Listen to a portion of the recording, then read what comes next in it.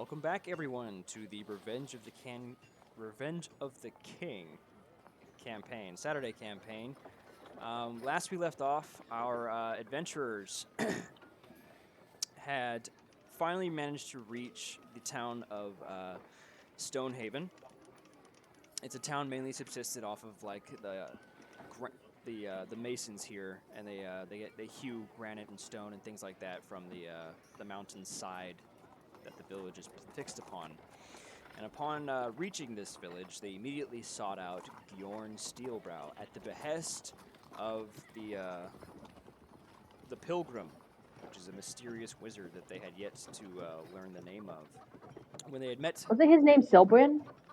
yes, I was getting. Oh. Good. Sorry. She's right. So when they got to Bjorn I have a Steelbrow, very good memory. they met. She has a very good memory. They met Silbrand, or they met Bjorn, who explained that the mysterious wizard's name was Silbrand the Pilgrim, and he told them a story of the immense debt that Silbrand actually owed him because they had gone on a quest together and tried to reclaim his family heirlooms and his cultural heritage and gold and stuff from his kingdom within the mountain from a dragon. And on that mission, they ended up having to pretty much destroy the mines with the dragon and gold in it to avoid dying, which was a decision that Silbrand had made independent of Bjorn. So while they were once great friends, now they are like very distant.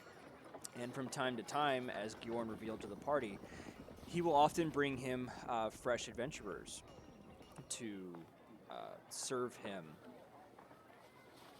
and essentially make a life for themselves, which fits perfectly for our poor party who had just been recently uprooted from their village by a horrible curse from a mysterious dark figure that turned half the village into like monsters, and they all kind of just like murdered each other. So, upon reaching him, he decided to take them into his service.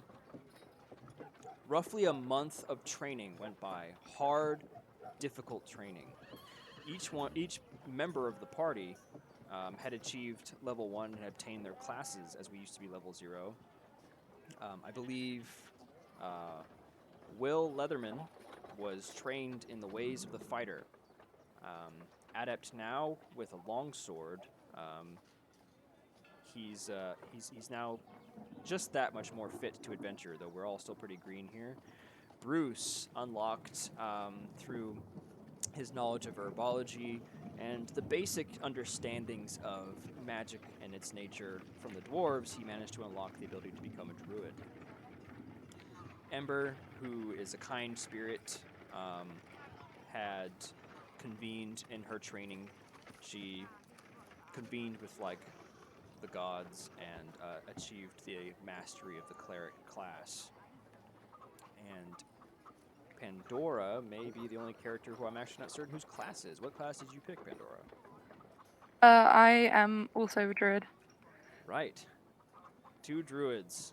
So Bruce and Pandora are sort of kindred spirits in this endeavor throughout the entire month of grueling training that they spent with Bjorn and Hugin. Oh, sorry. His name's Hegard. Guess it all kind of sounds the same, but... So, what you guys should also know is during this training, before you guys even began, the dwarves mentioned that they were going to tattoo you with magical dwarven runes. It was part of your agreement to serve under Bjorn to receive these tattoos prior to your training and arming. So each of you has on the backs of your hands light blue dwarven runes on either hand, and dwarven runes running up the right side of your neck up to your ear down to like your shoulder.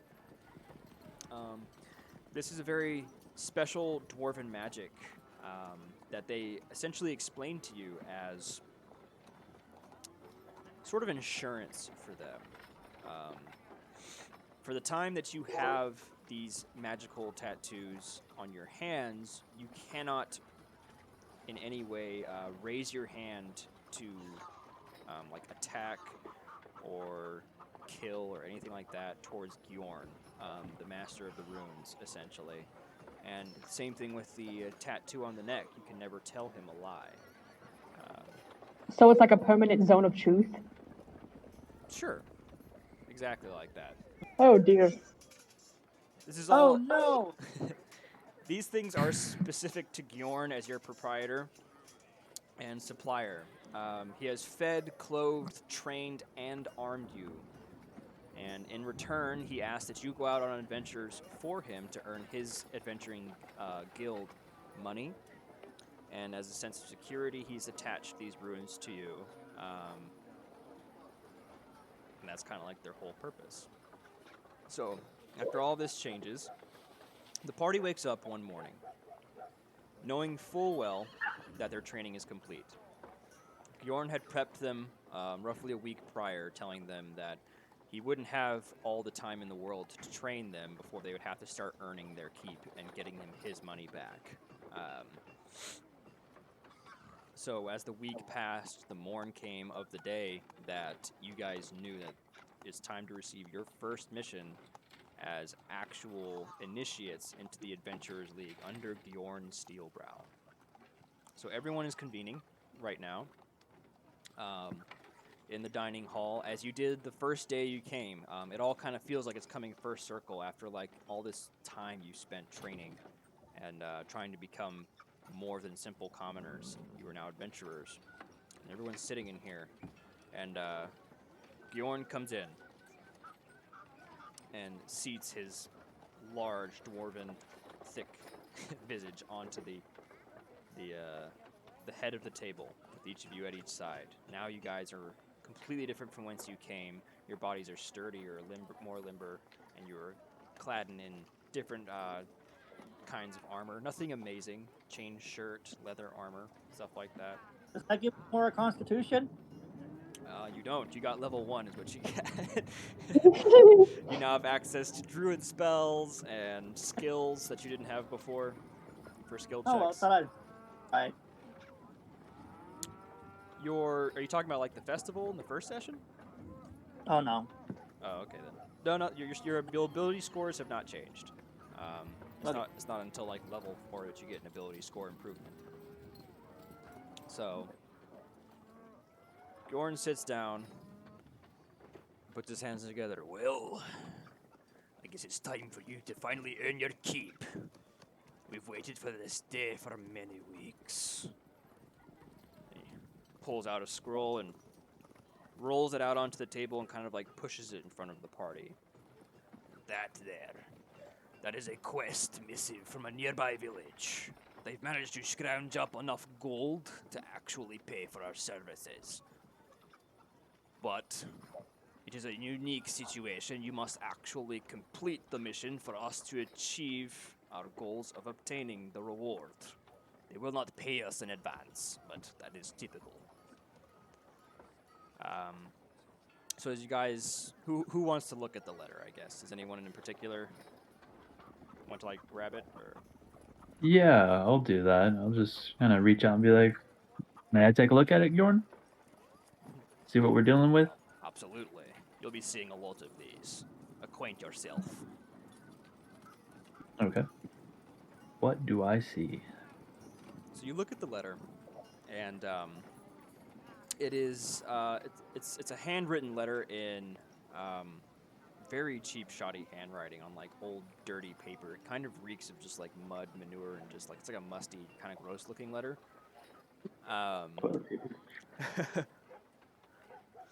And it says, essentially, like after you read it, like our village has been plagued and cursed for months now. We've tried everything we can to deal with it ourselves, but we are at our wits' end. The children of the village have been disappearing in the night, one by one. Sooner or later, we will be left with no youth, and our village will die off in just a manner of years. We request immensely, Gjorn, for your services. Please bring us adventurers to help settle the curse that has fallen upon our village. We offer you a humble sum of 500 gold. It's what the entire village has put together for these services if you can bring our children back home and end this curse forever.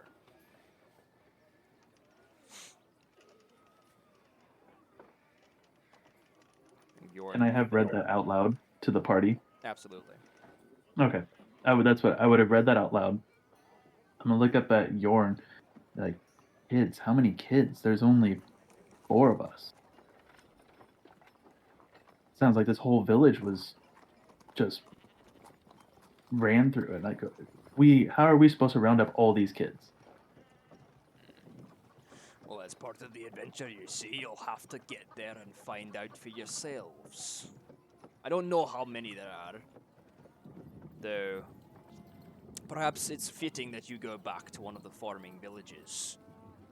You know the people. You used to be one of them. You must go to our proprietor. And he kind of gestures his hand out into the air, suggesting you look at the bottom of the letter. And it says, like, Chaplain Edward on it. Our proprietor is a chaplain of that town.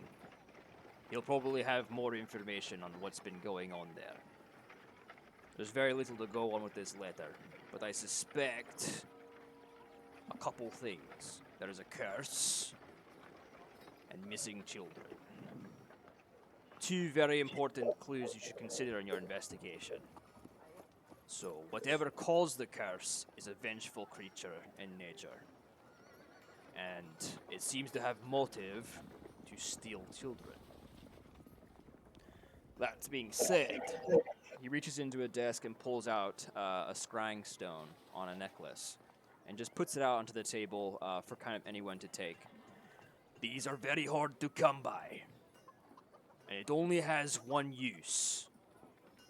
Use this when you get to the village, when you feel like you've gathered enough information. It will allow you to contact me. Maybe if we put enough clues together, we might be able to find out what caused this curse, how to take it down, and how to bring the children back. All right. Well, you heard him, gang. Let's go find some kids. I can take the thing. The scrying stone? Yeah. Okay. All right. So, Ember took the stone? Eh? Ember, Yes. Ember took the stone? Okay. Amber, Yes. Amber can take it. Okay. All right That's a then. little thing. So you guys, with a general heading, know you have to go to a relatively nearby village. It's about a day's march away. So off you have to go into the roads again. This time, however, Bjorn was kind enough to pay. He was kind enough to actually pay for a carriage to take you there. You don't have any like armed guard or escort, but at least travel will be relatively swift as you get there. So as you get to the edge of town, you basically just get with like I'm not sure what you would call it. It's essentially a shop that is specific to these carts, these horses. They deliver like mail and missives, but they also like transport people. So it's like not a train station, but a horse station. Okay. I don't know if there's a term for that, but that's where you go, and you guys load up on a cart and take off. So, in this instance, the cart is going to cut down your travel time by like at least half. So we will only have to roll on the random road table 2 times before reaching the village. Who wants to volunteer to roll 2d10? I can do Sure. it. I'm for it. Unless you want to, particularly. Let's do it.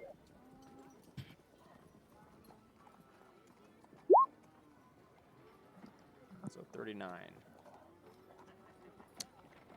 Okay, let me open up. And go to 39. We're in the 50s, and boom.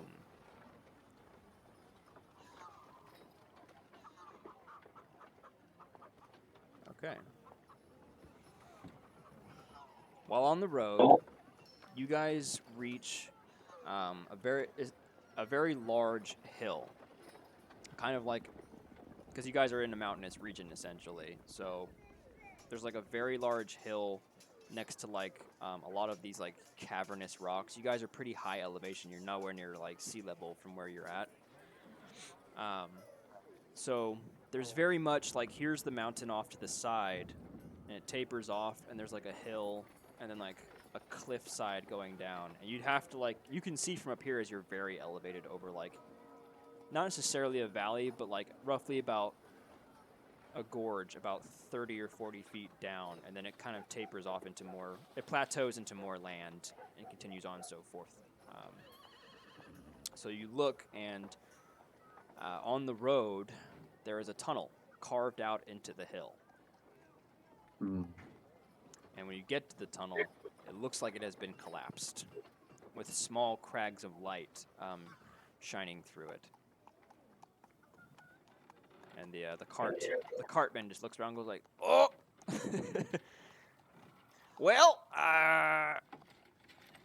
it seems like the road is blocked. What do you want us to do?" Ay, ay, ay. Is there Can a we- way we can go around? Yeah. From the way it Are we looks, gonna you can deviate your course.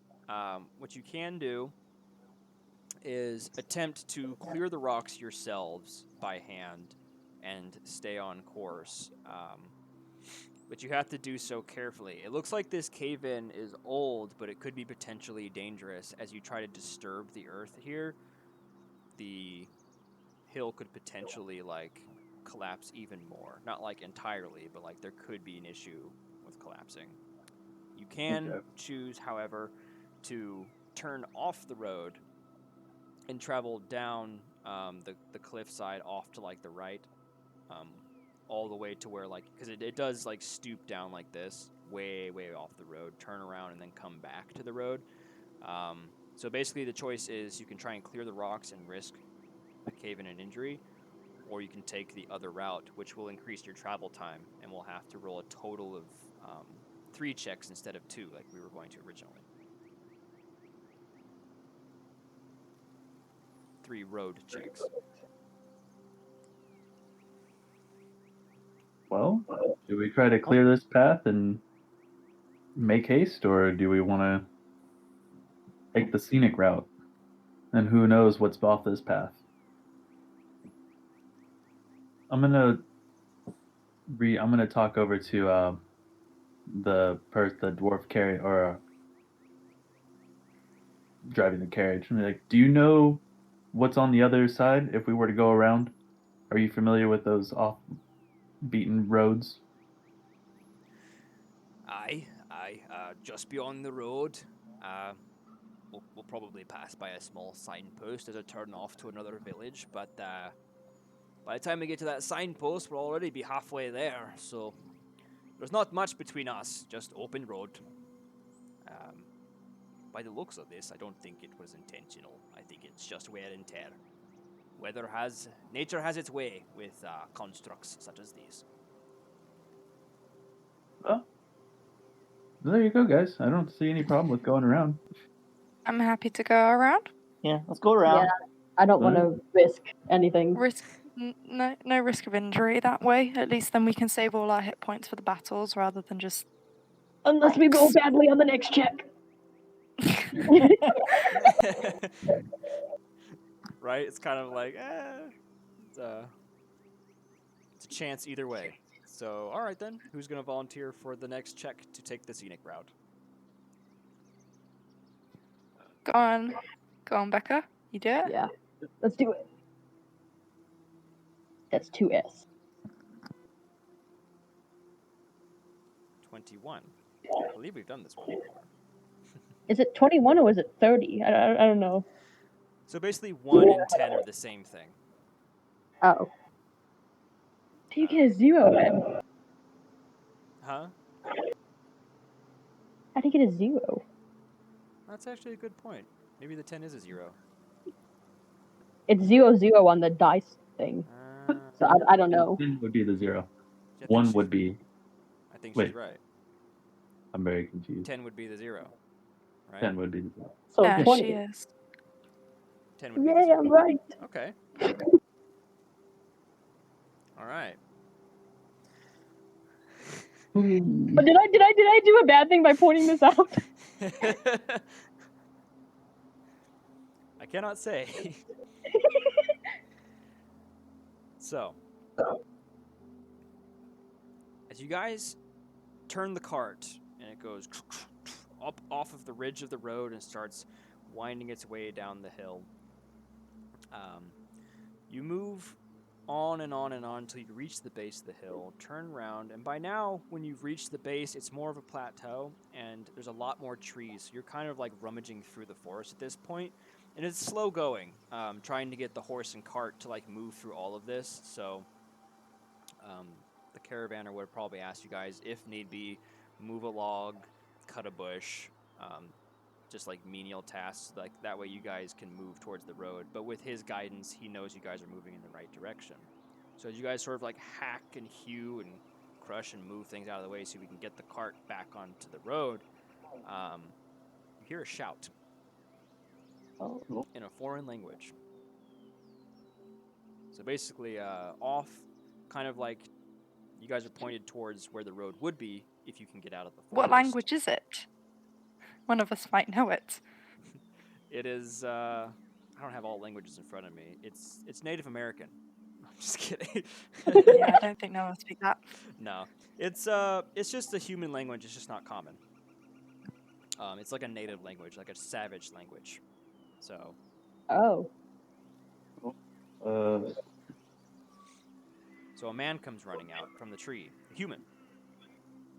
And he's pretty much naked aside from like some trappings of leather and pelts. Like he has like essentially a flap kind of like covering his bits, and then some like toothy and bony adornments like a necklace, and he has like maybe like a bone through his ear and stuff like that with like some markings and such.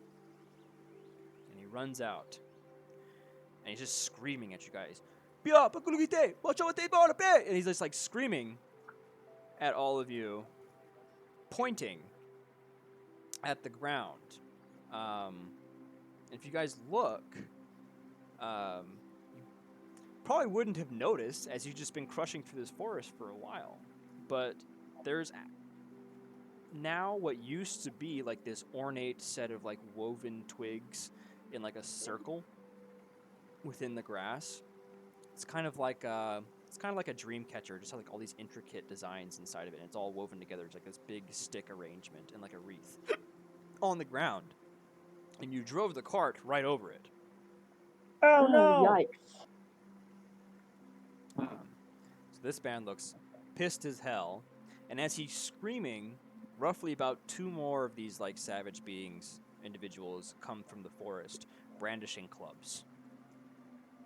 You know, and like they look like they're going to fight. Oh no. What's the party going to do? Okay. Can I try to console them? You can do anything you want to do. I have a question for you. Now, I don't know how this works, but as a fighter, when I had, what was that called?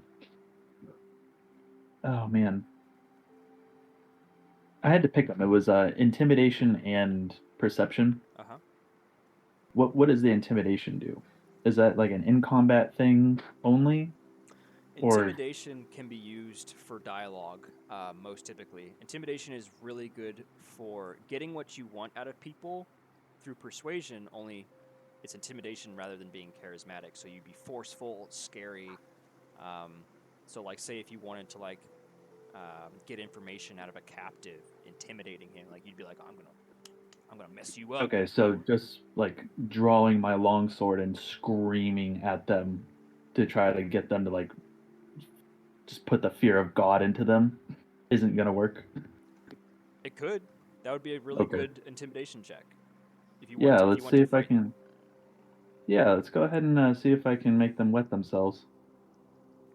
I would say Actually, I'm gonna. Where are my dice? Let's do this. I'm gonna roll a d20 and see what the DC is gonna be for this.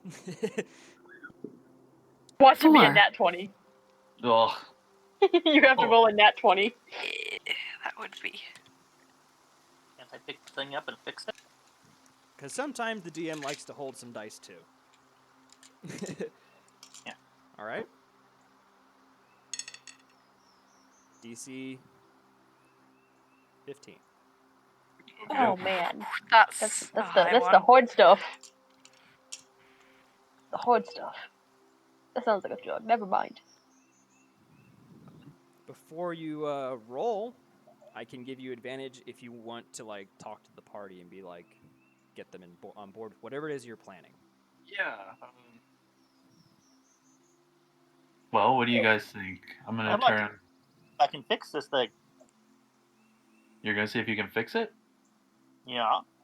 All right. I mean, these guys, they look like they want to fight. They don't really speak. There's no real sense of communicating with them. Should I You scare can them use- off? I want to. I don't want to scare them. I want to like, hand gestures are kind of semi-universal. You do get the sense that they are highly aggressive in nature right now, and they want to fight. You only have Yeah, a few moments but- to respond. Okay. All right. I'm not saying you can't initiate Yeah, dialogue I'll with agree. them, but like, think of this face to face. You've got someone who can't speak your language, like. Can I hold up my hands to them and be like, just hold up my hands to them, All right. In that case, almost like in a surrender gesture, but not surrender, just like hold on kind of thing. Okay, so I'm just gonna say everyone's gonna do this at the same time since we all have different ideas. Yeah. So Will's gonna scream, Ember's gonna be like, "Wait," and Bruce is gonna be like, "Well, I can fix this. Hold on." What is Pandora doing? I was gonna suggest that we all draw weapons and we all start screaming to try to scare them off. Ember's too I'll nice. join you on that one. All right. I'll join you on God. that one. Okay. No. It's easier than fighting. Okay. So we'll do that first. Ember's gonna have her hands up, being like, "Hold on, we mean you no harm." As Pandora will come out from behind her, weapons Get out of the brandished. blazing. Yeah, just like, ah! God dang it, guys. how far are they? They're like right there. I Like, got a little scimitar. like you guys are like right in front of each other. Like they're not like in your face. They're like, a normal distance away, but they're like there. Okay, so it's quarterstaff time instead of the bow. So you're gonna scream at them too. All right. So Ember again. Wait, the whole party. Ah! God dang it. So Presley, or I guess out of the three of you, whoever has, I guess, the best intimidation, you can roll that if you guys want to do that as a party, and you get advantage from everyone doing that. So if you can re-roll essentially. I do not have a brilliant intimidation. I have a +0, so it's not like a bad one, and it's not like somebody else will probably have better. It's based off your charisma skill, so whoever has good charisma. Actually, I have a -1 to charisma, so. But That's me. So- 9-1. see, that's interesting to me. So, So Pandora's the only one that can really get the intimidation going. Got what? but I have a 1. So I'm confused do I have a 0 to charisma? Because it's a -1. Have you got... And then I have Okay, a so 1. have you- Okay, but for intimidation, are you proficient in intimidation? Yes. Okay, then you have a +1. Okay, so I have a 0 to charisma. No. Your charisma Oh. score doesn't change. Oh, But okay. if your charisma is -1 and you're doing an intimidation check, but you are proficient in intimidation, then Gotcha. So you this is how it +2 to works. whatever. When you go to intimidate, it's based off your charisma stat. So that would mean it's a -1. But when you're proficient, it's +2. So do the math, it's +1. Oh, he got 15 though. He did. Yeah. He did Oh, with the he did. advantage. All right. But since you're the person who rolls, you're going to have to role play out how you intend to intimidate these guys. Oh God. So, and then who all is doing this with me? Everyone Pandora and but me. Grace. Yeah. Yeah, Everyone everyone but but Ember. So I'm gonna try to I puff up my chest and I walk past everyone, kind of shoving people, nudging them out of the way with an angry face, and I just draw my long sword and I just hold it with both hands like I'm in a fighting stance, and I just start screaming like a barbaric, just like some Neanderthal, just screaming my head off. You can see the veins popping out the side of my neck. There's like a little bit of saliva coming out of my mouth, just like blood curdling, nasty roars. I was really freaked out. Yeah, So- my face is turning red, and I'm just internally praying to God that like this actually works, because I'm really like just scared, because these guys look scary. These guys look weird. But Almost- externally, I'm just some William Wallace, angry Scott. So, almost instantly, they stop in their tracks as three of these party members, adventurers, just start going, ah! And they go, oh! And then as Will kind of steps out, doing everything he just described, they're like, whoa, and they just bolt, like they take off into the trees. And all you can see is butt flaps and butt cheeks and dust. Hey. As they just take off. Is that on purpose, or is this thing messing up? Huh? Uh-oh. Lagging. Oh. Yeah, it'll do that. Sometimes the Discord will fall behind. But yeah, so the savages or the natives just take off. They don't want to mess with you guys. Ember was kind of sad. Well, I just turn around and be like, well, that went as planned.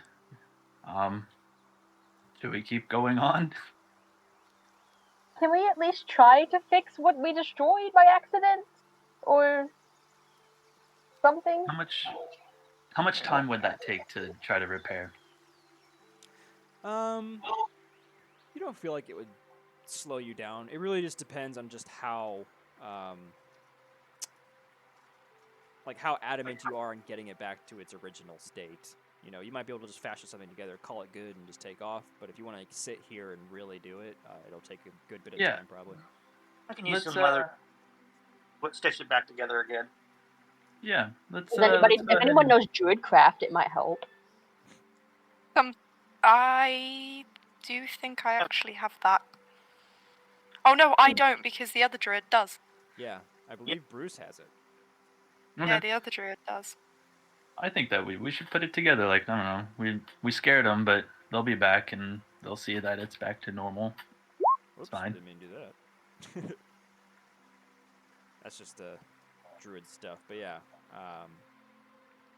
Okay. So Bruce, you want to take a little time, grab a couple dry twigs, and sort of weave them through this thing to sort of like kind of connect it together. Yeah. I'm going to with some leather stuff. Okay. I have the... Let's see what I got here. I believe you have like some rope or something. Hemp and rope. Let's see. I have... Where's my leather worker stuff? Here we are. And expand.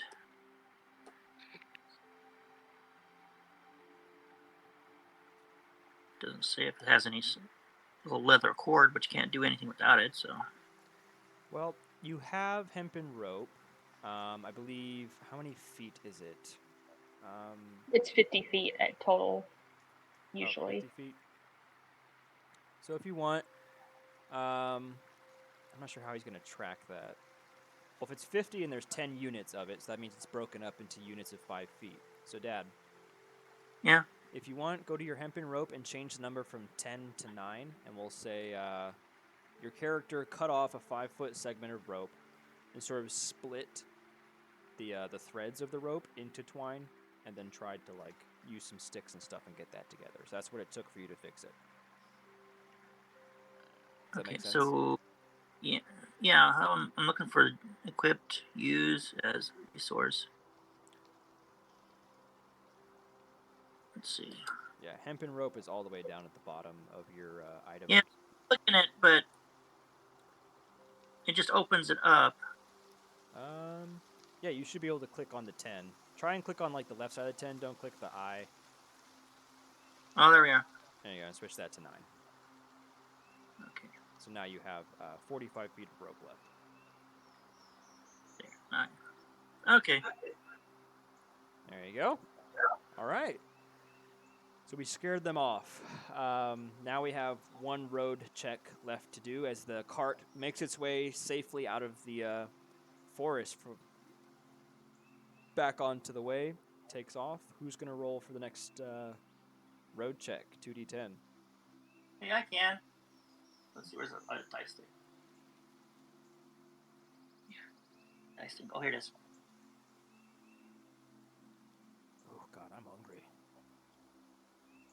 89. That's pretty high. Let's see what happens. That might not be a good thing, though. This is like the only time that rolling really high might not be a good thing. Well, it's So, random events. So who knows? the caravaner assures you guys you will be making it to the village very soon.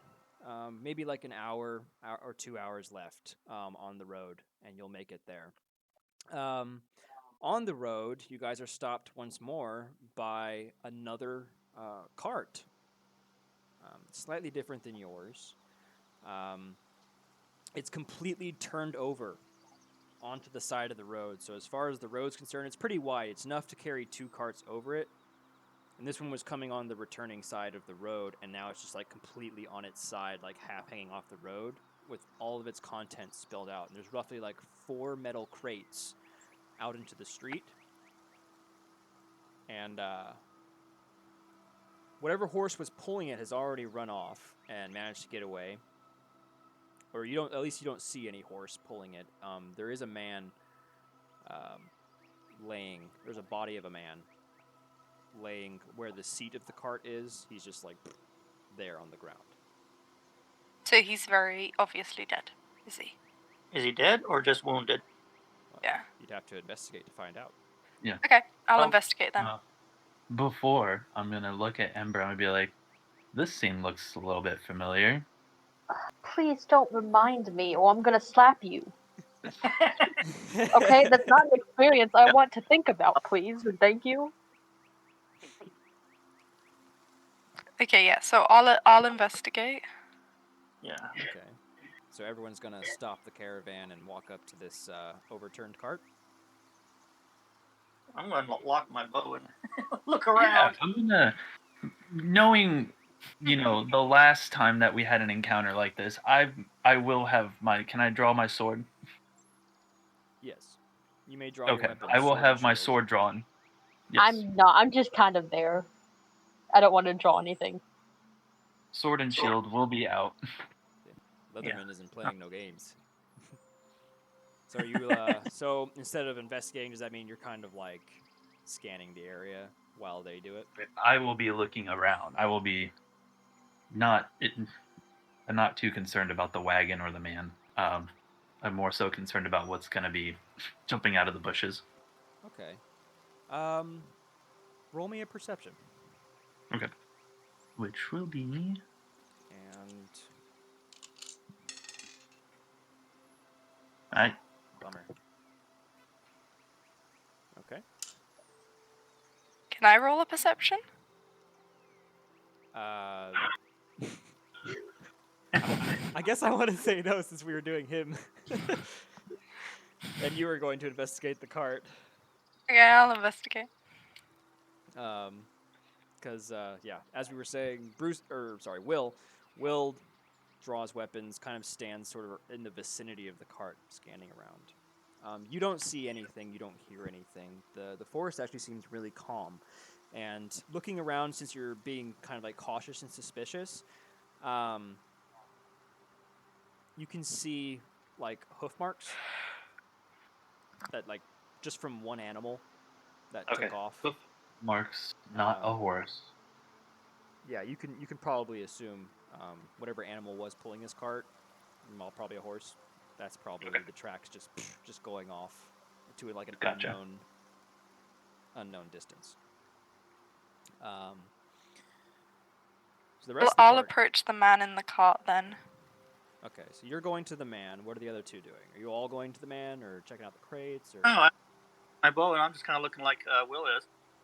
I'm kind of like halfway, like I'm hesitating. So I kind of want to stay at the cart, but I also kind of want to go investigate. So I'm kind of indecisive. So you're Can I- back. You're can back at the I- other cart.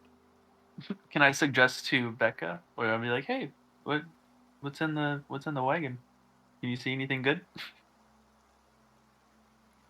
Wait, am I at the cart? I'm confused as to where my positioning is now. I'm not sure where I am now. So from what everyone's saying, I'll try and navigate this for you guys. Will immediately elected to search the surrounding area, and Pandora immediately elected to go investigate the cart. Bruce, I guess, didn't get a chance to speak, so I'll say as he's saying, if he wanted to investigate with Will, that's fine. Yeah. And then Ember described her indecision, so she's just sitting on the cart you guys came in on still. Yeah. So that's Okay. where everyone's I have at. Yeah. I mean, go ahead. I'll look over at Ember and be like, hey, I don't see anything other than these. Looks to be some sort of horse, maybe a mule. Tracks from that were over here. They run off, but I mean, it looks pretty safe. Why don't you go check to see if there's anything valuable in the wagon? I'll go check out the wagon then. Okay. Okay. Bruce, roll me a perception check since you wanted to check things out with Will at the time that was happening. You want a D10? No. Perception check. If you look at your character sheet, Mm-hmm. and just click on perception, it should be under your skills, kind of towards the middle. Hey, that's a Okay. thing. Wow. So Bruce had a similar. He saw very similar things to what Will did. He saw the tracks. He looked around. Nothing else seemed disturbed, and it didn't look like this cart was necessarily attacked. As Bruce investigates, he sees down on the road there was just like this really huge just rock in there. Doesn't look like it was played out of like or placed there with malicious intent. It's just something on the road that probably should have been avoided and wasn't, and therefore the cart did its thing. Okay. Bruce, having rolled so high, also sees the horse that was pulling it off into the grotto, like between the trees into like an opening where it's just chewing on some grass. Oh, nice. He sees an unbridled horse out there. Okay. I think I'll try and catch him. All right. If I have, I can spell on him. All right. So Bruce is just taking off to go do that, while Will is talking to Ember and Pandora is checking out the bodies. So let's go over to Pandora. So you investigate the body. Are you just looking over it, or are you digging through its pockets? What all are you trying to do to it? So first I want to discern whether like it's alive or dead. It's not moving. The man is not moving. He looks very pale. You can assume he's dead. Okay. Then I'll check out his pockets. Yeah. Because we can heal. Yeah, I'm gonna check out his pockets. Okay. Are you gonna look for like cause of death or anything like that, or just check his pockets? I think yeah, I will. Okay, roll me a perception.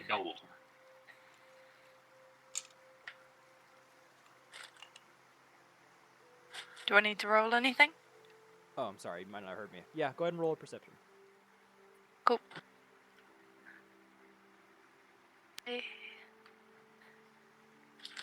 I have a +6, so +6. 16. Okay. That's not bad. You look over the body, immediately wanting to go through his pockets, but you pause for a moment and start to notice that his body's covered in thick pustules. Ew. And you notice from like his ear, from just a standing position and walking up, looking at him, like you'd assume he was dead, but on like further investigation, you notice from his ear there's like a yellow greenish like ooze just kind of like flowing out of it downward, and his eyes are like shut. Looks like he's diseased. Ew. Ooh, ooh, ooh, ooh. Wait, Imbu can do something about that. Do what? It's a body. I mean, go She can ahead. detect. She can detect what that actually is. Oh, okay. Oh, yeah, go for that. All right. You can taste I'll it. yell out the information to the rest of the party, say what I see.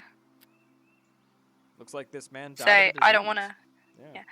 I'm Imbu's not like, going to touch "Oh, him in case it's. I'm going to back away now in case it's contagious. I'm not going to touch him. Imbu pipes up. Like, I "Hey, will. I got a spell." I'll switch places with you. I'll start checking out the car, and you can go, like, with the dude. Okay, I got detect poison and disease, Okay. so I can cast that. What is that, like a level 1 spell, or is it a cantrip? Or It's a level 1 spell. all right, so using a slot for it. Yeah. Alrighty then. Sense the presence and location of poisons and diseases, which for sure you're looking at this man. Yeah, he's definitely diseased. You can also see that pretty much all of the crates have been contaminated with the same disease. Ooh. You can also identify the kind of poison, poisonous creature, or disease in each case. So it's all the same disease. And it's just like a bubonic plague kind of disease, hence like the broken skin and sores and pustules and stuff. You can tell he's probably had it for a while, but was just like kind of carrying on, and he may have died whilst in travel. Okay, guys, don't touch anything. This disease is not just on this guy; it's literally on everything. Where's Bruce? Where's Bruce? Yeah, this is, like, Where'd can I he yell go? at Bruce? Catch the horse. As the party's Can going, we like, see? where's Bruce? We're gonna pan over to him and him trying to catch the horse while you guys were investigating. Okay. So Bruce, you see a horse. Not exactly a thoroughbred racing horse, anything amazing about it. Just a very standard horse. It's not a mule either, so it's still valuable. It's minding its own business. You notice it has 2 leather straps hanging from its mouth, where like the guard that was in there that like would normally be attached to reins, like you would have when you're sitting on a cart. They've both been chewed through, and he kind of like broke free. Now he's in this grotto just chewing away at grass, very docile. We're going to cast a spell. Yeah. All right. You convince the beast that you mean it no harm. Choose a beast that you can see within range. It must see and hear you. All right. Cool. Charmed by you. All right. So, could you say what exactly you're doing with the spell? Like, how are you speaking to the horse? What are you doing to cast it? Oh, first I'm just kind of looking at the horse. I have my little thing in my hand, and I'm just calming the horse, getting closer to him, letting him know I'm a friend, and getting closer, grabbing his bridle, and he seems pretty friendly. So since he seems friendly, I'm gonna go ahead and hop on him and just start riding him back towards the party. Okay. So it's going to be a little more complicated than that. Okay. So you come up, and one of the components to your... Lagging again. Can Do I you have hear to me? roll? Can you hear me? Oh, this thing's lagging. There. Can Oh, Hello, hello?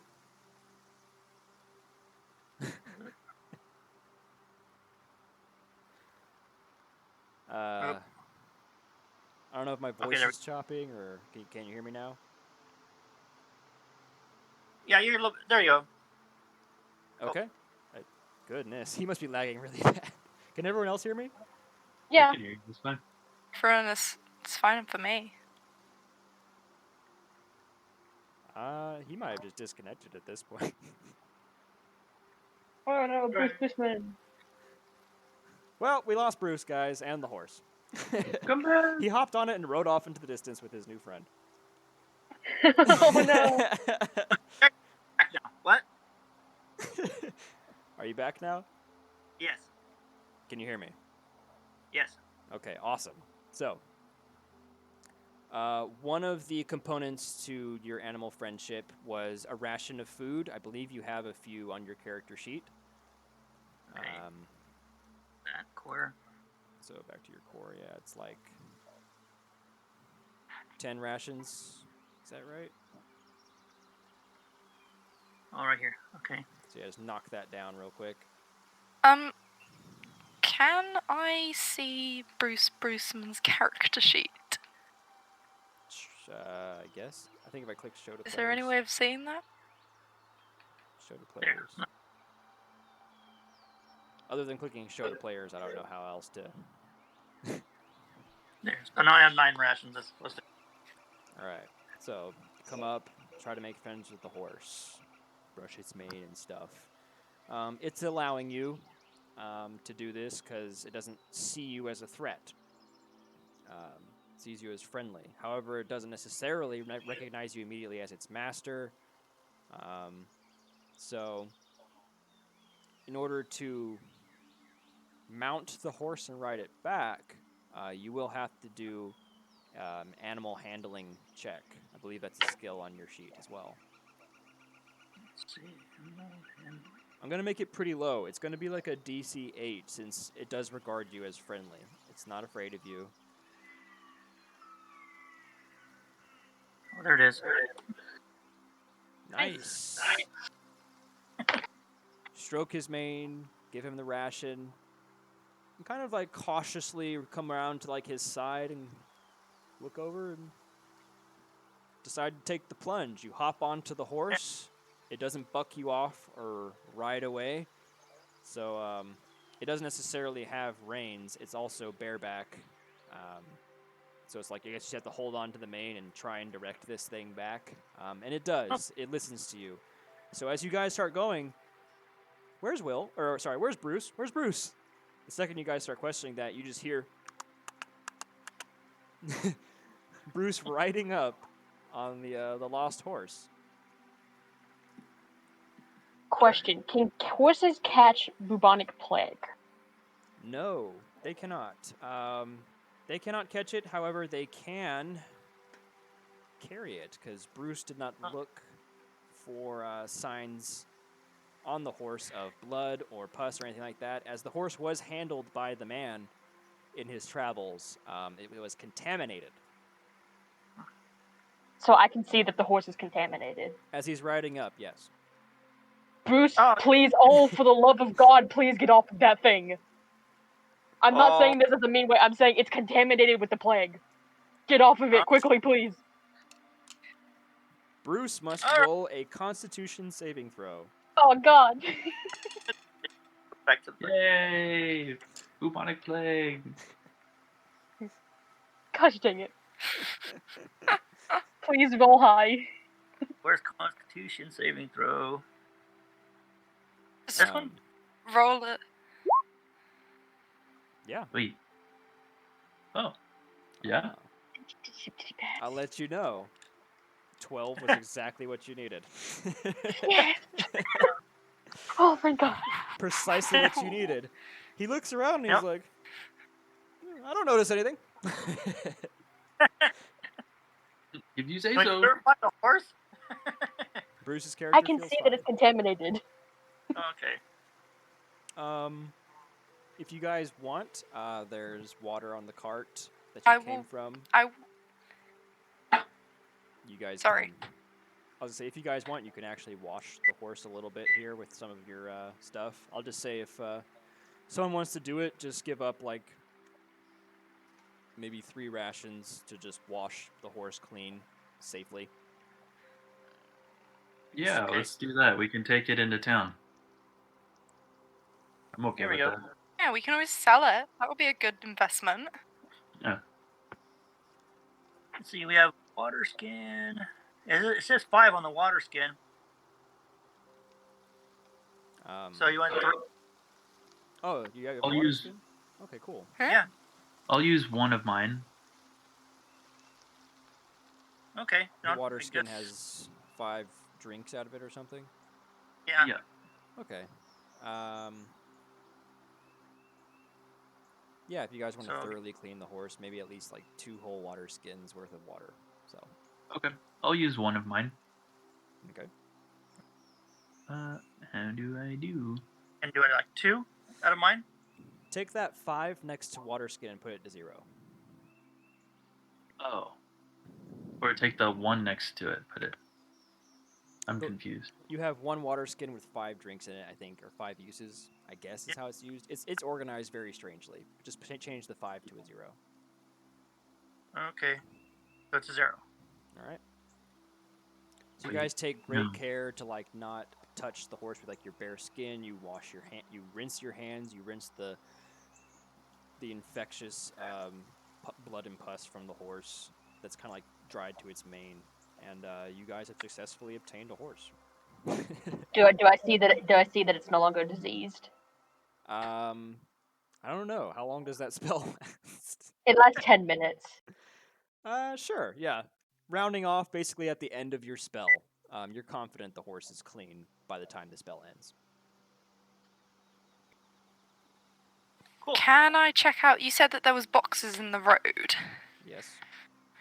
Can But I I check did- out the boxes in the road to see if there's any evidence of those of it being infected? Well, Ember already told you. Yeah, they're all Oh, infected. okay. Did you? They're all infected. Okay. Cool. Yeah, don't touch them. So she's Were people are any of going them like, open? They were not. Hmm. Can I use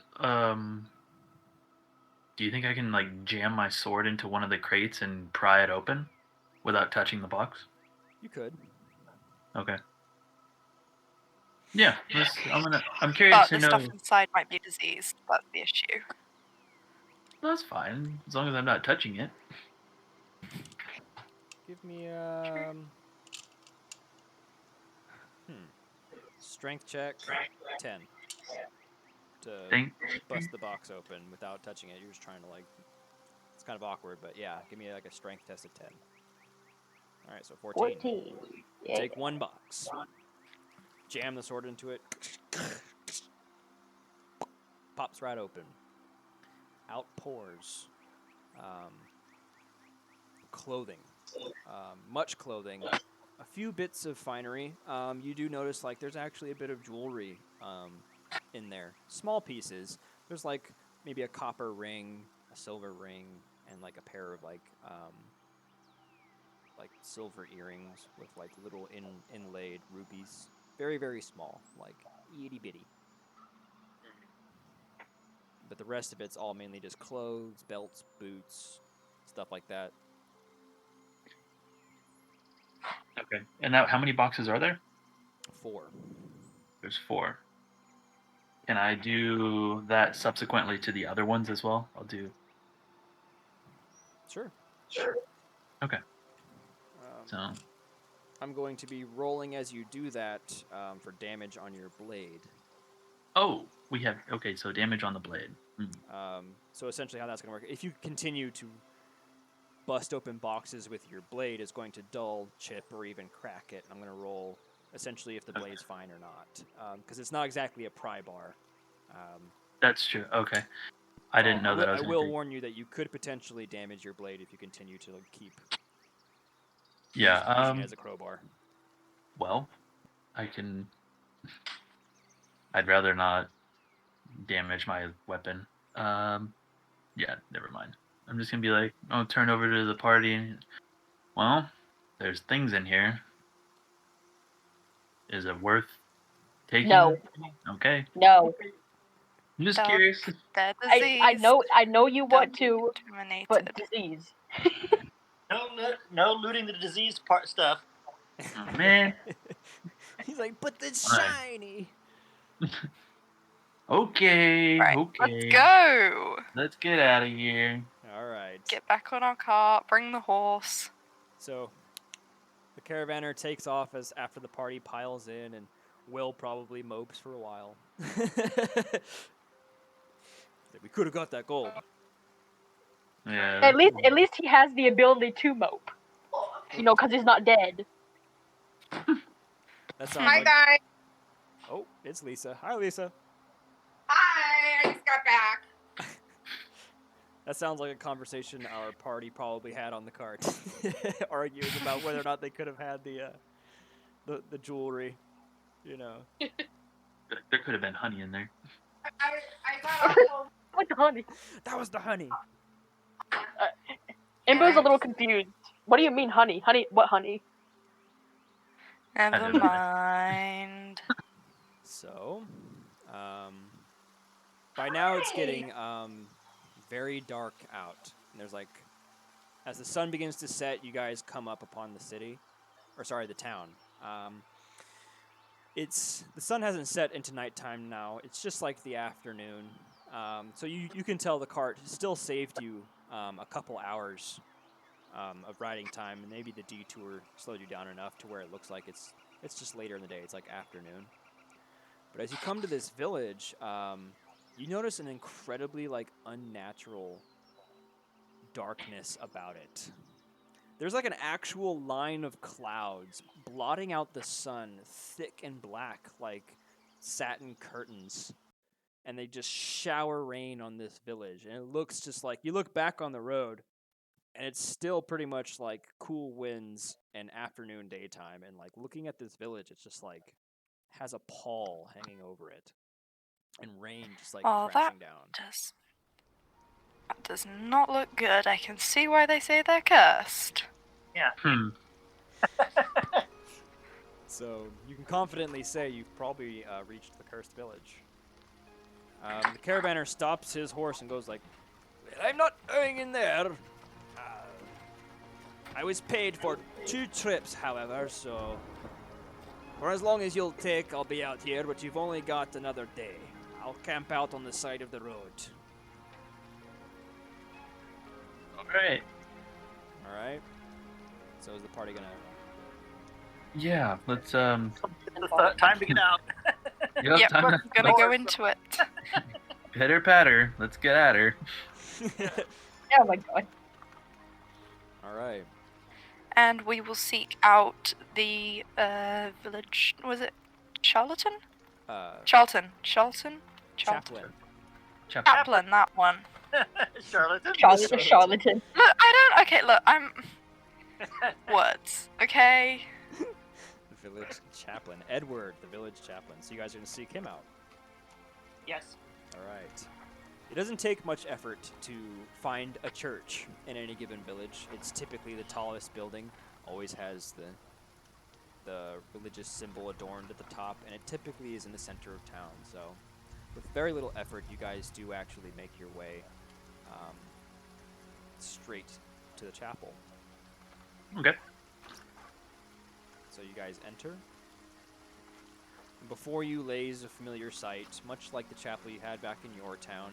It's simple, not very heavily furnished, just a few rows of pews and an altar at the end, also adorned with wood, and a few candles alight, causing this like calming yet mysterious glow inside of this room. And at the end of the chapel, you see a wizened old man reading over the scripture at the altar. He has long, red, like, fine robes. And atop the robes, he has, like, a neck, a choker, and, like, 2 shoulder pads. That is more ceremonial, like, fancy-looking armor. It's not really meant for protection. It's kind of just, like, a means of adorning a higher clergy member of his status, I guess, as you could say. Ornamental. Yeah, it's ornamental. I was about to put him up, and then the game kind of... Hold on. To the front, my friend. There you go.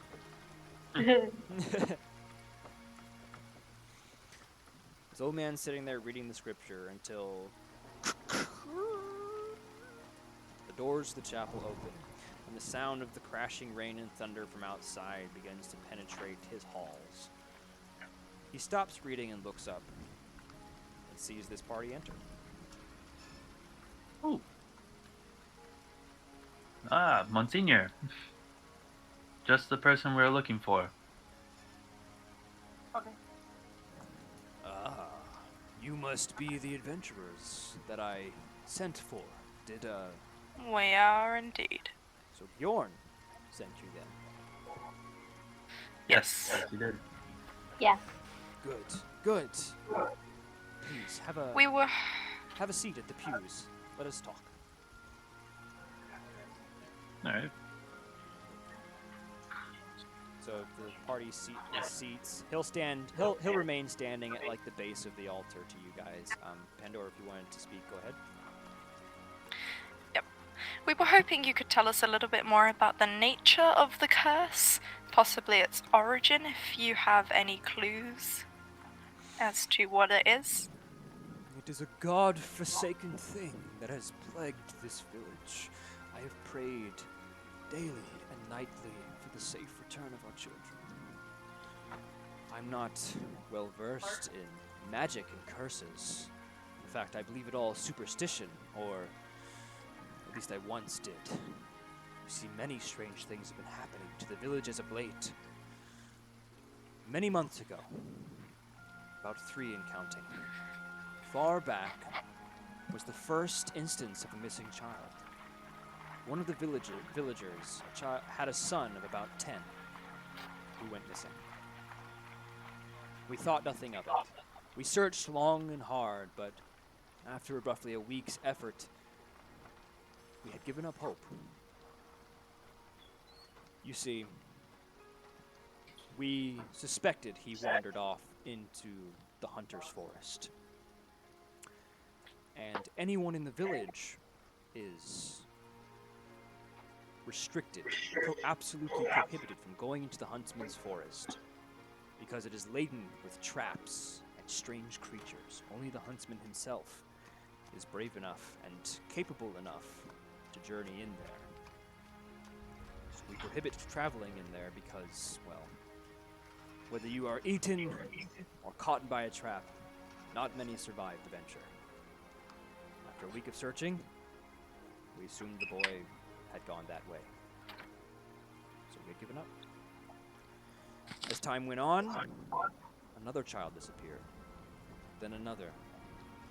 Pretty soon we were up to 5 children missing within the first month of the first.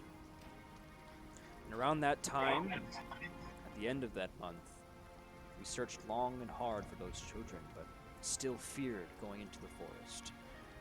One of the parents also went in and never came back.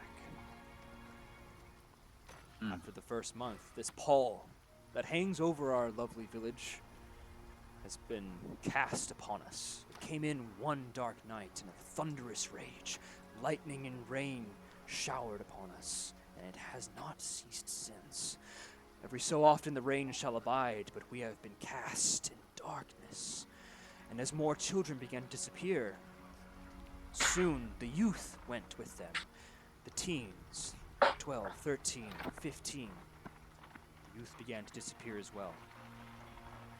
And we could hear cries into the forest, screams of this hellish creature. One night, we tried to stop one of the boys. Unfortunately, the mother of the young teen, Griselda, she tried to chase him. He's the first one we actually managed to find. Most people tried to lock up their children, but by some means, they would get out, as though this magical cursed force was spurring them onward, trying to release them out into whatever beckons them in the forest. We've only had one instance where Griselda's son was seen leaving the village during the dead of the dark. She tried to chase after him and, well, I believe she'll probably tell you the whole story for herself. She was very grievously wounded, and her husband was the only one brave enough to venture far enough in the forest to retrieve her. children have been gone. Something in that forest calls to them, something beckons to them, and they go and answer its call, its cry. We do not know what caused this curse. It's something of the devil itself. Well, where can we Thank go you very find much. Griselda? Sounds like we need to talk to her. I can take you to her. I can take you to her, of course. Of course. All right. So Chaplain Edward guides the party back out into the torrential rain, out along the muddied roads. A few houses down, not far from the chapel, he comes up and knocks on the wooden fixture. After a few moments, the door opens, and a man comes out with a very wide-brimmed straw hat and very simple clothing, that of a farmer.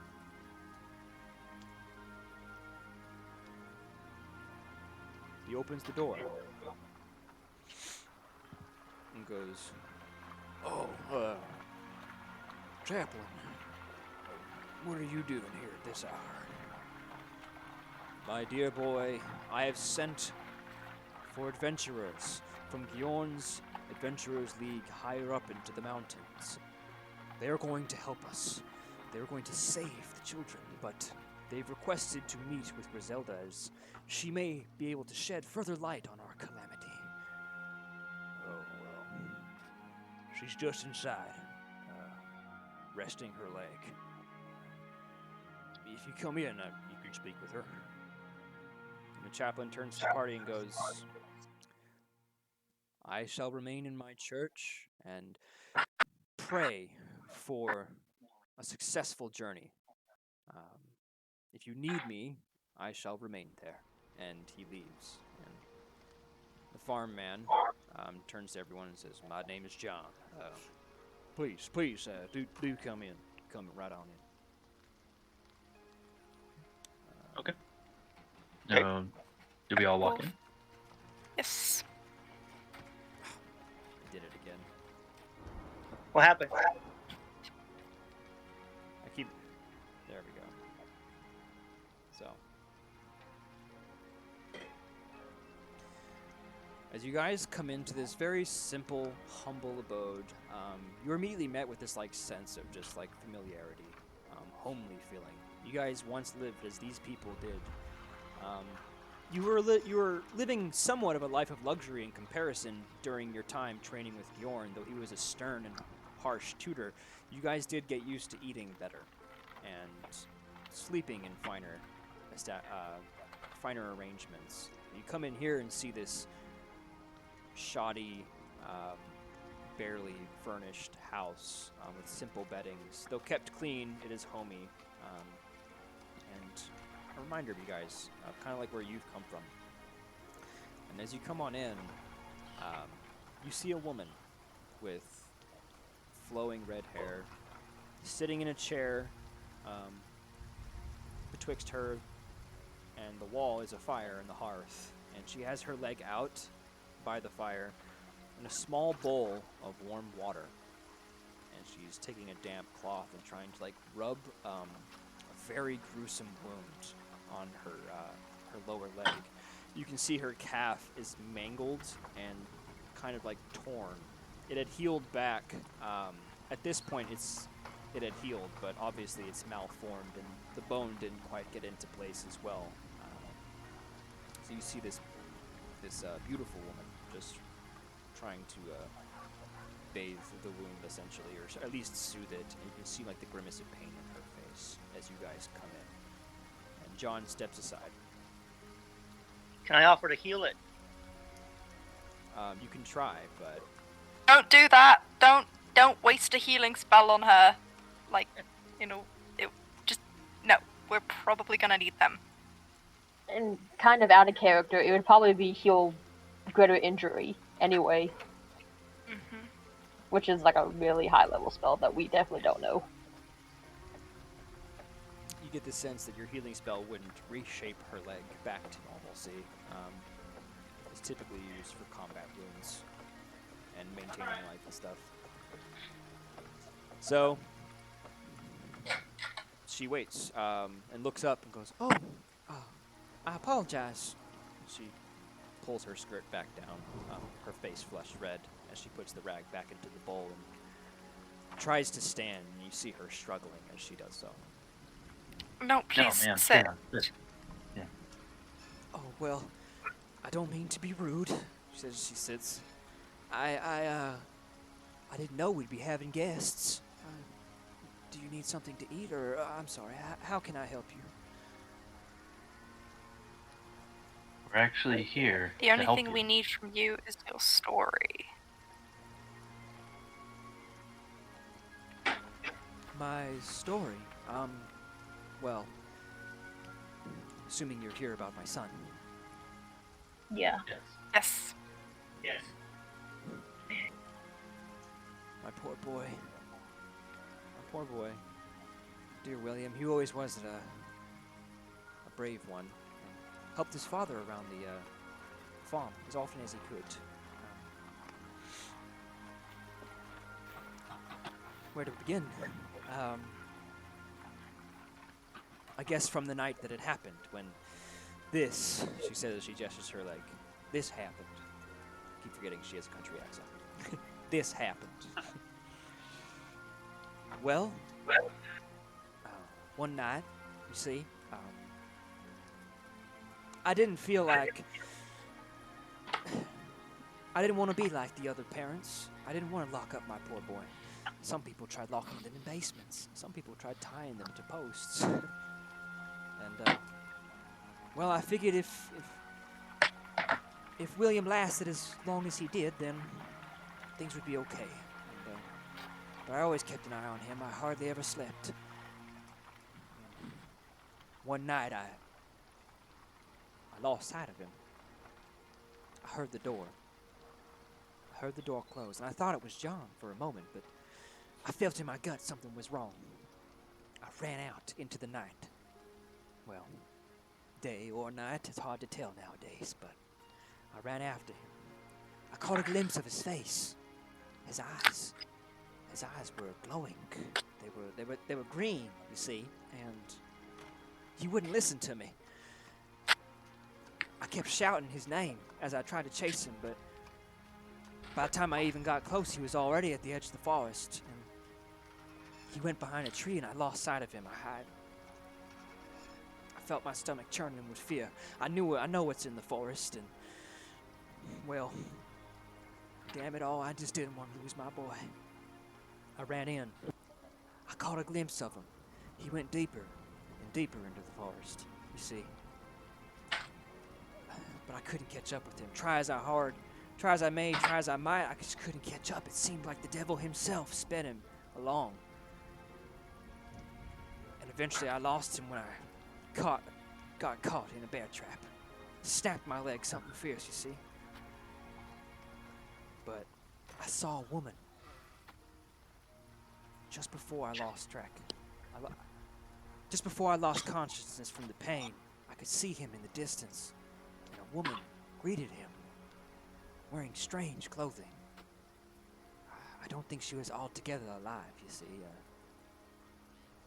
Her face, parts of it were missing. Her clothes were torn, but seemed to float as if she was in water. It was an unnatural sight, but I only caught a glimpse before I lost myself. And, well, I woke up back here with John, and he was fixing me in my leg.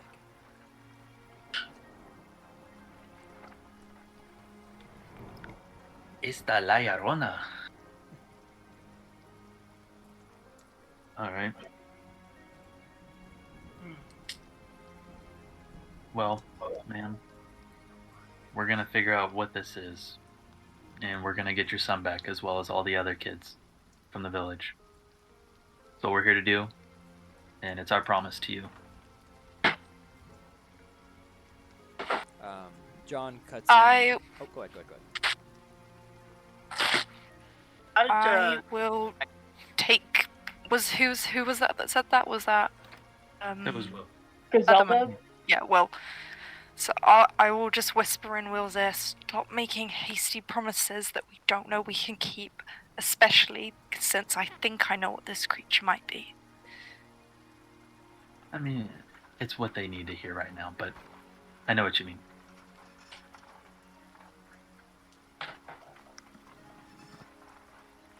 All right.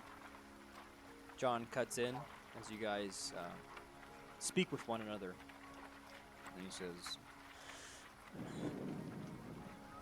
I'll give anything to get my boy back.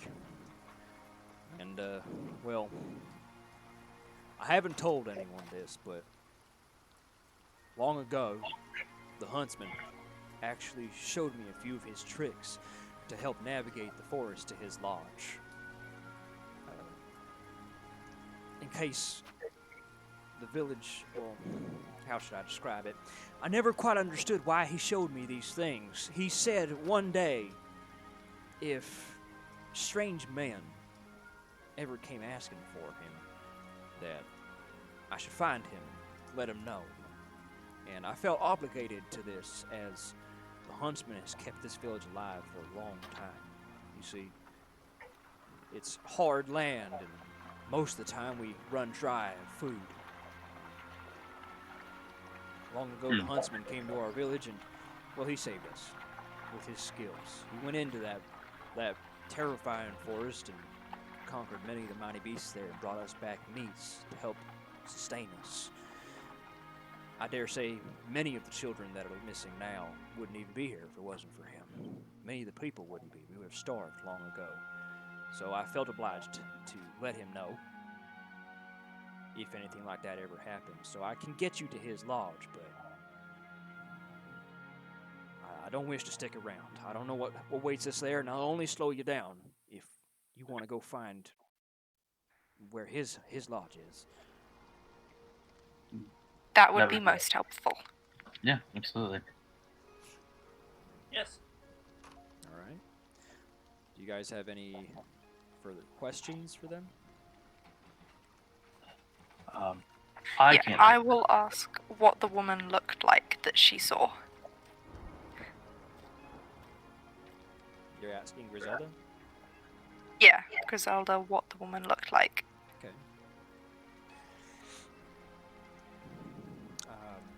So Pandora is saying this to Griselda, and she turns up and goes, She was frightening. I only caught a glimpse of her. It was hard to make out, but like I said, her face, natural, like that of a body that had been sitting for a long time. It was missing pieces of itself, and her clothing looked foreign and strange. It's so hard to tell. She wore like a pelt upon her shoulders, and the dress, well, it looked lovely. It might have been lovely at a time, but it was torn in places. It looked kind of similar to like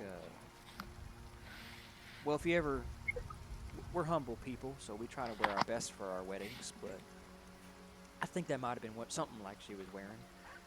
If that makes sense. It's hard to remember.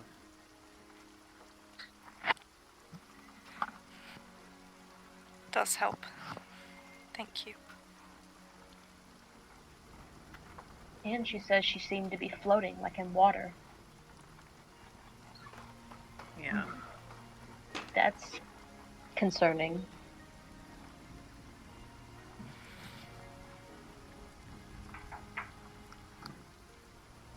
Okay.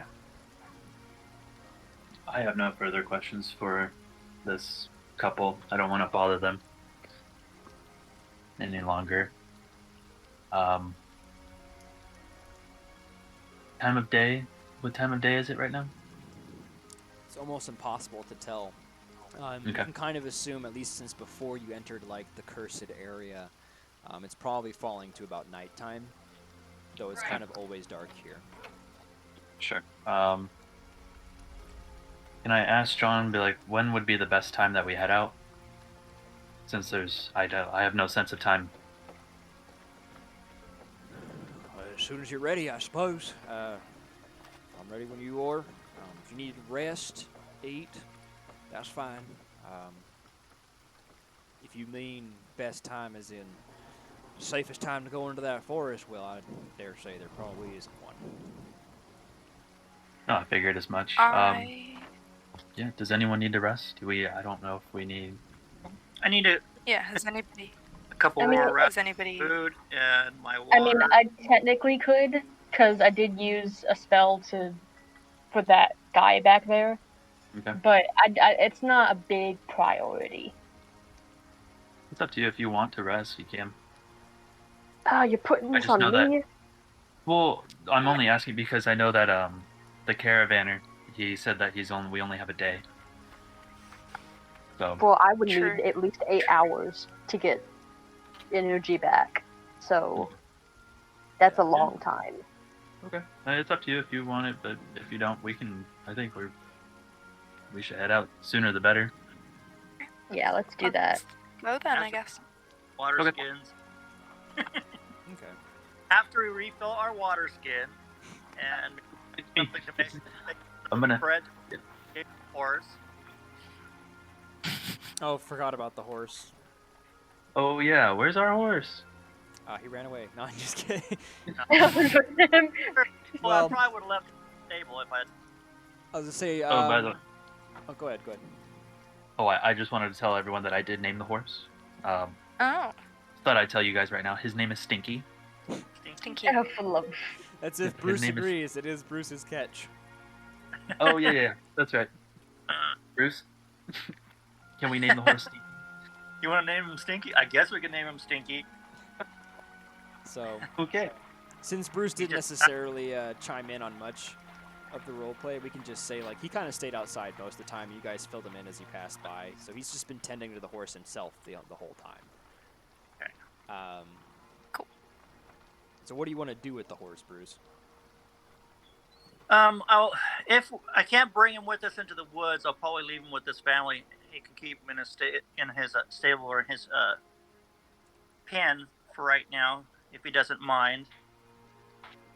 And but we will have to, recoup whatever the water that we lost, and the ration that I gave the horse.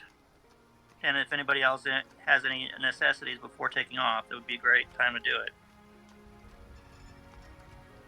No, I think I'm good.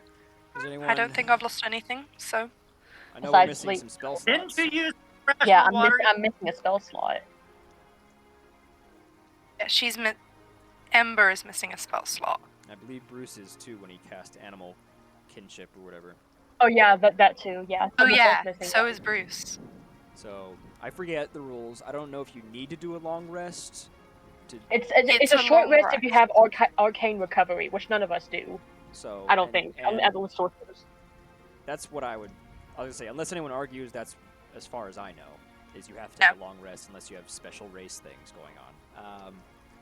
And you guys can actually take a long rest. You've got until like the evening of the next day before the caravaner is just going to take off. So you have plenty of time if you guys want to do a long rest. I kind of do. I think that would be sensible. Yeah, go ahead. Yes. Regaining that spell slot. All right. Does the cloud cover go over the forest as well, or is it just over the city, the town itself? The forest as well. Okay, so it wouldn't really matter light-wise what we do. I mean, if you want to carry a torch, there's no reason you can't. I I have can also cast Druidcraft. light. Like, I mean, no, but whoever has Druidcraft, just use that. Because that can produce the flame. And it's a cantrip, so it doesn't. So, like. Bruceman, Yes. you can just use that.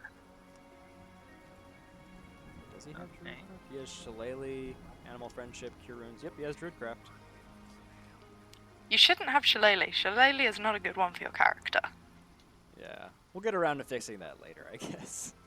It's just a cantrip anyways. It's not the end of the world. Well, and that was mostly just to make my weapon magical. But it does. But you've got a better strength than you have wisdom, so it would actually probably be better for you to not have it. Right. but for now he does. We can change his spells later on. We'll retcon it. Yeah. So the party ends up returning to the chaplain. If you wish to actually rest for the night, he will take you in. You get to basically just rest on the pews. He does have like a few like linen, like burlap pillows and sacks and things for you to use as like stuff. He doesn't really have anything nice. So it's not like you gain any like immense benefit from this rest. It's just a standard long rest. You gain your spell slots back. You guys eat, refill your water skins. Rations stay down. Oh no? Okay. Put it back. So you guys don't have to eat during this long rest because they will provide food for you, but your rations will stay down. They will not provide you more rations. Okay. They will provide you with water, as that's easy to come by in a place that's raining torrentially very often, magically. And the water But is it safe. safe water? The water Okay, is safe. And the water is safe before It's not like just cursed water. water. it's just water. Magic is just manipulating the cause of nature around this area. It's still just regular, natural water. So everyone takes a long rest, and the new day comes, though you can hardly tell. By the time you guys open your eyes and awaken and come out, the rain has somewhat ceased, but it's still dark as night out. And you guys, I'm assuming, move to the forest. Yes.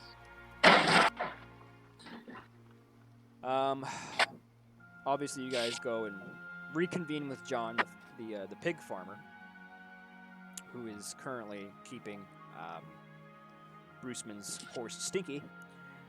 Yes. And What? How fitting. he offered to take you guys in, to take your horse in, and to guide you guys at least to the Huntsman's Lodge as safely as he can. So you go and fetch him. And as you walk up to the edge of the forest, the whole village is pretty much just perched upon it, similar to like what your guys' village was. Just on the outskirts of it, you can see where like there's some trees missing in certain areas that like they may have used to like build different buildings here and different stuff like that. But as you go deeper and deeper into the thickness of the trees, you notice altogether this place seems terrifyingly unnatural. The trees seem to gnarl and twist in abnormal shapes. The trunks aren't in straight patterns, they're like just twisted. The branches seem to grasp out at each other like clawing hands.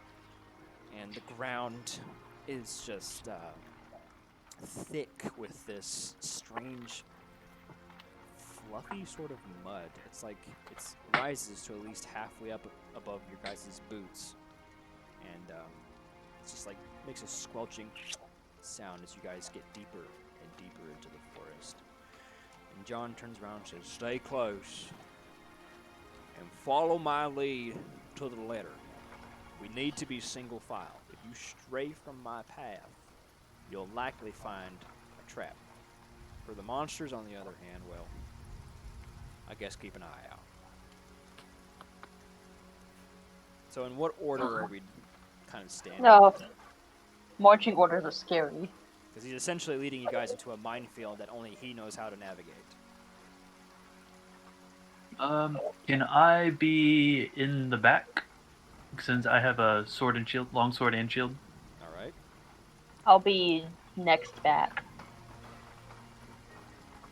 Guess that makes me in the front with the bow. And then And that just Pandora, I leaves guess. Pandora in the middle. Me and Pandora in the middle, the two men in the front and back. Seems about right. Yeah. Is that okay with everyone? Yep. I'm happy to let men die if it lets me survive. So, All right. Guys, continue on. the only time male posturing is acceptable. And you guys dig and dig deeper and deeper, kind of crushing through like brushes and thickets and vines.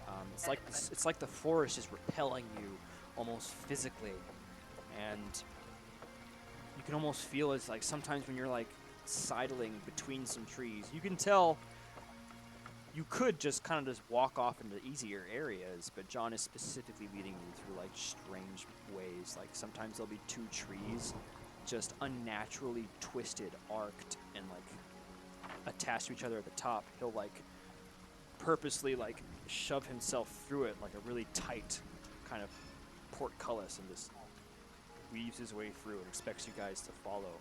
And you guys have to like kind of like duck under logs and crush through thickets. And as you do so, you get this like menacing sense, like the forest is like watching you, it's like alive.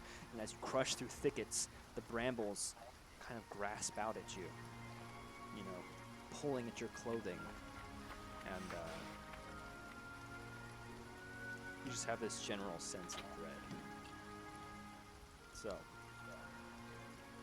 Okay. Just checking on my time. How much time you got left, Dad? Let's see. I've got. Where's my watch? Not very much. Let's see. Yeah, we lost like 40 minutes or so. Oh, we're okay. We got about 40 minutes or so. Okay, so let's just get there. We're going straight to the Hunter's Lodge. Okay. Oh, interesting encounters. All right. No interesting encounters. We're trying to get to the quest. So, you guys break through the thicket and immediately see this grand opening. You see the Hunter's Lodge. Here, John immediately says, "All right, well, I've taken you as far as I go. I wouldn't dare take a step further. I'm going to race myself back to the village. I pray you make it back safe soon, but I ain't trying to die out here. And I don't want to slow you down either, but please bring back my boy." We'll do what we can. We'll do our best. All right, so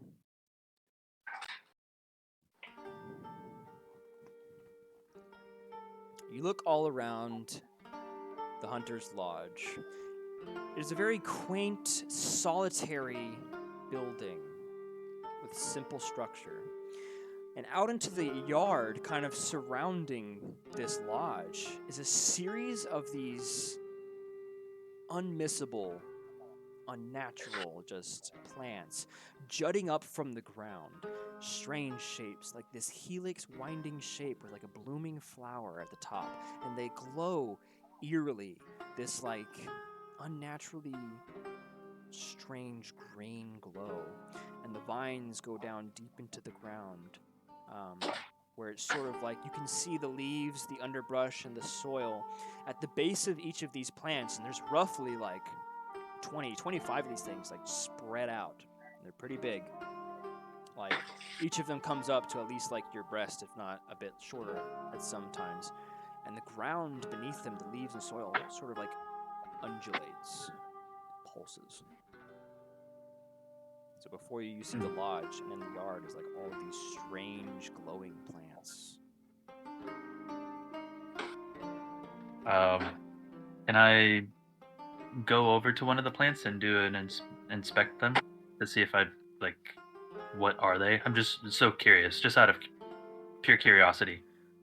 So there are a couple things you could do. You can do an Arcana check to see what they are as far as their magical nature, or you can do a nature check to try and understand the plants themselves from a nature perspective.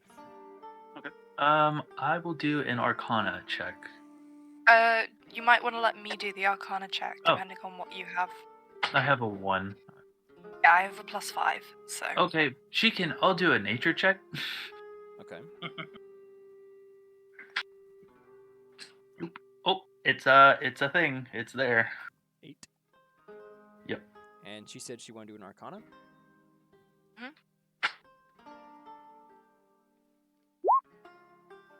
Okay, I think I've definitely done the Arcana 24.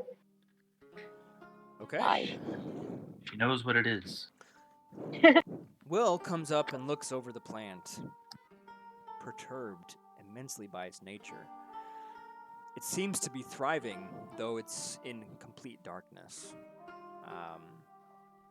It's entirely unnatural and it's just entirely unnatural. You cannot place what this is. It doesn't seem like any kind of plant you've seen before. Pandora comes up, sort of waves her hand, and reaches out with her mind's eye to understand the magics and energies of this plant before her. And you start to draw forth conclusions from it. There's an energy being sort of like dispersed from the petal itself. And that's why there's sort of a glow to it. Like a life energy. And you can feel sort of like the hums and rhythms of this energy flowing down the stalks and into whatever under the ground is moving. You can't see what's under the ground as of now, but like you get the sense like that energy sort of flowing down. Sorry, other way around. It's flowing up from whatever's in the ground, dispersing at the flower. I will relay this information to the rest of the party. She describes it's kind of like a life energy sort of coming from the ground. Should we be concerned about it? I'm not sure. Can she determine the source? You, as I've been describing, at the base of these plants underground, you can see the ground moving. Like something underneath each plant. And that's the source of where the energy is kind of being dispersed and drawn from. Out of character is like, I have a lot of ideas going through my mind, but I don't want to say anything. Oh, well, I don't know. It doesn't hurt to throw out some ideas, because my only thing is, like, I don't think we should touch them. I think we should just kind of see if we can walk past them and... My mind wants to think that the poor children are underneath the plants and it's giving the plants life energy or something. But that seems really far-fetched. I didn't even think about that. Well, Okay, well, I had from the description and everything of what the lady had said, like, we know about, like, creatures and stuff through myths and stories, and right? The, like... More or less. Do we? That... Well, yeah. Actually, no, not at all. You guys were commoners only a month ago, before you were trained in combat and armed. You do have a tool to speak with someone who is a much more seasoned adventurer. that is true. But do we want to use that right now? Yes. I will just say yes. Why would you wait? I don't know. Yeah. So Yep, wait, is go on it then, a Ember. scrying stone or a sending stone? Because scrying, I don't know if you can... It's my general description as just like a stone used to communicate between two stones. Yeah, it's our walkie-talkie stone. Yeah. It's a walkie-talkie stone. That's what I should have named it. So it's a type of scrying stone. It's not meant to like see things. It's just meant to speak. Some are meant to send messages. Some are meant to see things. Like this particular one is meant to speak, commune with like So, someone. Ember, do you think we should use the stone to speak with... I can't pronounce his name. Gion. Gion. Gion. Speak with Gion. Yes. We If you guys have want no to. clue what this thing is, what these are, but we do have a lot of information that we can relay to him, and with his experience and his knowledge, he may be able to give us some insight into how to fight this thing. I mean, if you guys want to, we can. I want Yep. to. Yes, Yes. sir. All right. Okay. You take out the I pull out the walkie-talkie. the magic walkie-talkie. And as you hold it out, merely the intent and the decision within your mind is enough to activate the stone, as you guys aren't necessarily familiar with its magics. You hadn't seen magics for a majority of your lives up until now that it's become a little bit a part of you as far as our druids and clerics are somewhat concerned. The stone comes to life. It glows and hums and makes this like rhythmic sort of chirping noise. Until finally you can hear a familiar and gruff voice of your patron, master, and trainer, Bjorn Steelbrow, come over the other end. Well, it's about bloody time. I haven't heard from you for nearly over a day. What's happened? Tell me, quickly, we don't have much time. The stone will dissipate with only a few moments. I'll let Yeah, everybody else talk. Okay. Well, we made it to the village. It's definitely cursed. Talked to the chaplain. He sent us over to a young couple, and they explained about the missing children. Right now we're in the forest. What were we trying to find? The huntsman. The huntsman. We have a lead to someone called the huntsman. And we're outside of his cottage, correct? Yes. Yeah. And right now we're outside of his cottage. There's these plants that are, I don't know, very ethereal. I think Pandora can explain it better than I can. I will relay the information that I got from my Arcana check to him, and I will also talk about the creature that was described to us by both Oh yeah, The- the creature. like the woman and the Griselda Minister. and John. Giselda and John and the Yeah. Chaplain, Names. yes. chaplain. From the Chaplain. NPCs we had seen prior. Hey. Okay. So, he takes in the information quickly, and you can hear sort of shuffling, like, through papers, drawers, and books and such, and then you hear a on it, and like, similar sounds like a vast, large tome being opened, and like pages being sort of rifled through, hastily, is what you hear over from the stone. And from the descriptions that you have provided him, he's like, yes, without a doubt. It is a mourning geist. A banshee of sorts. If it's taking children, then that must be a source of its plight. Mourning banshees and ghouls only come to life whenever they are terribly wronged and have unfinished business. It is a type of undead.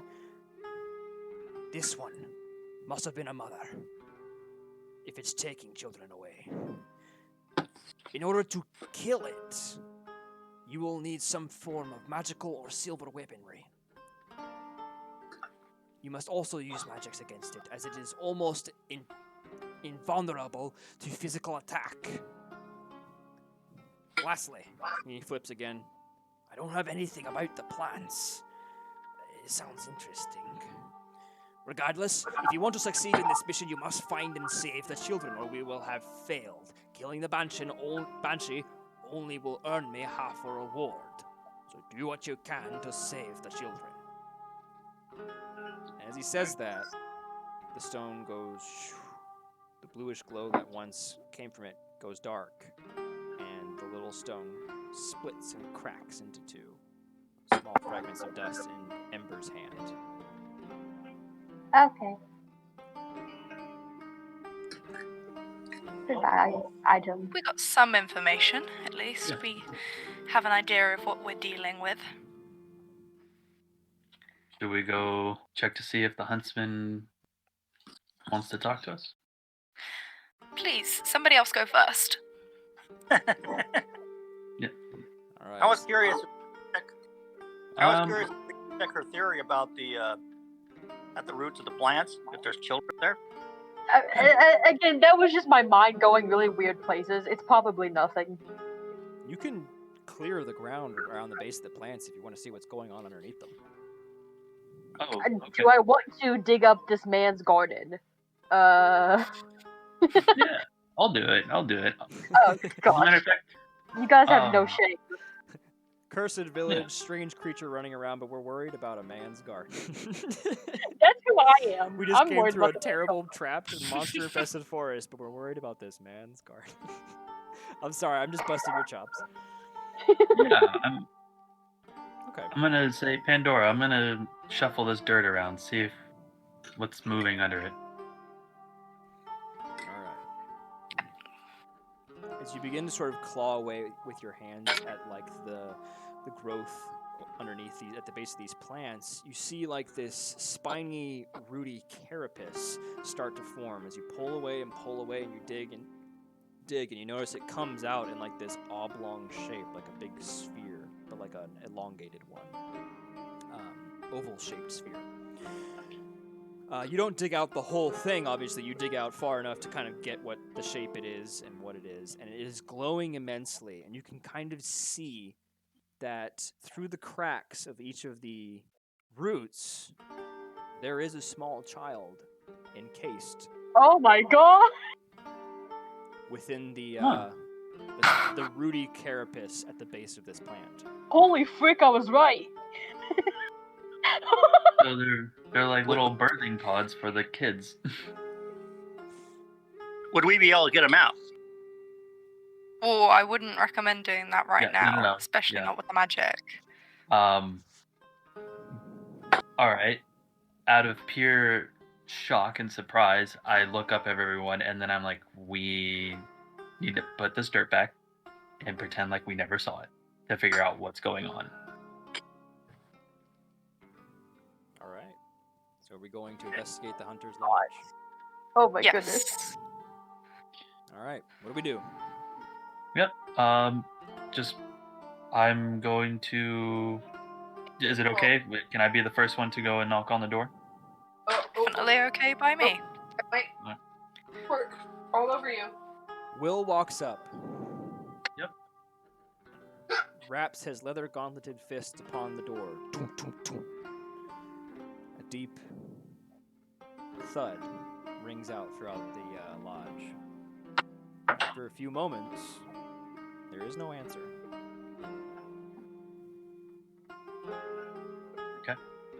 Do I notice? Does it look like someone's home? Is there light on? Is there light coming from windows? Are there windows? There are some windows, roughly about 2. There's no light coming from within the lodge. Okay. Oh, we heard a noise. Yep. Let's see here. Can I investigate the back of the lodge and see if there's a back entrance or some sort of cellar? When you bring yourself back round to the other end of the lodge, there is a back door, but there isn't like a... There's no external. There's no cellar door, but there is a back door, so there's a front and back door. There is a back door. Okay. I want to check to see if the back door is unlocked. Did anyone follow him? Oh yeah.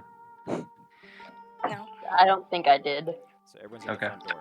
All right. we stay around the front, I think. So the rest of the party is Going at the to- front door, and I guess Will just... Hold on, guys. Yep. I'm Go to- gonna go check the back. You go to... Question: Yes. Can I cast Shillelagh on arrows? A good question. I don't think so. I think it's for melee weapons. Let me see. It'll say on the spell. Shillelagh. Target. The wood of a club or quarterstaff is what it says. Okay. So no, it doesn't work Well, with arrows. First staff before we do anything. And yeah, it can only be used on a wooden weapon, and it has to be a club or quarterstaff is basically what it says. And it's not specific as to your own.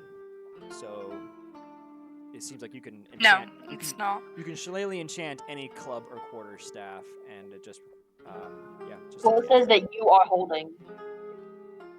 Oh, you. But are I read that as you are holding it because it's a touch. It's a touch Yeah. spell. The range is touch. If you let go of the weapon, the spell ends. It so you doesn't can't. say that at all. At the No, bottom, it the does- spell ends if you cast it again or if you let go of the weapon. Oh, right there. at the Oh, you're very right. end. It does. At the very bottom. I assumed it would last a minute, and then at the very, very end it says if you let go of the weapon. All right. So that's shillelagh. So Will. Yes. Yes. Will goes to open the door. You do find it is unlocked. It goes just a quick little. It just has like a regular latch on it that like lifts a metal bar from the other end. And you open the door. I'm Yes. assuming? Carefully, I'm gonna creak the door open very softly Okay. Just gonna approach it with caution. You creak the door open, your eyes trained into like the darkness of the house. As it slowly opens and opens more, bringing more into your vision. You then, all at once, when the door reaches a certain length, hear a click. Roll me a Oh. dexterity check. Saving throw. Oh. DC 10. DC, oh dear. You Ah, open the door shit. until you finally hear a click, snap, shoo, and a hatchet that had been placed above the door frame on the interior of the door comes shoo, shooting straight down at you and plummets straight into your chest for 5 damage. Okay. It just gets right in there, pierces your chain shirt, and blood pools over it. And then you just... So you guys hear this from the other end. He's probably screamed. Yeah, I would. Yeah. We will run around to go check on him then. I mean, I will. Don't know if anybody else is coming with me. I will definitely run around. Sure, come on. You guys see Will doubling back from the back door that is now wide open with a bloodied hatchet hanging upside down at the front of it, gripping his chest, bleeding heavily. I'm just gonna look up and be like, no one's home. How bad is this 5 damage compared to the rest of him? Considering he has Yeah, 9 how- total HP. What is your? Oh, really? you guys I are- will cast Healing Word. He automatically gets all of his health points back because I have a minimum of 7, but I can still roll it. Gets 7. Okay. Oh my. I have a minimum of 7 possible. So All right. you're healed. No more hatchet in chest. Thanks. I'm back to 9. All right. With your chest mended and the trap already activated, you guys can easily sort of twist your heads around it and walk into the lodge. It is altogether very dark in here.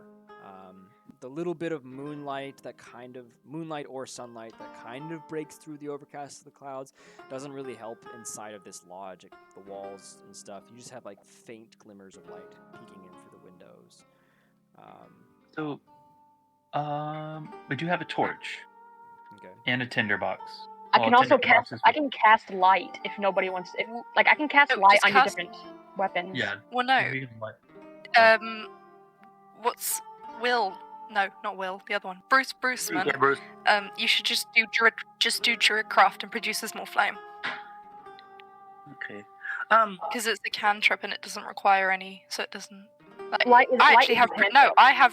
I have produced flame cantrip. So Light is also a cantrip, so I okay, can cool. just If you touch like things. whichever one.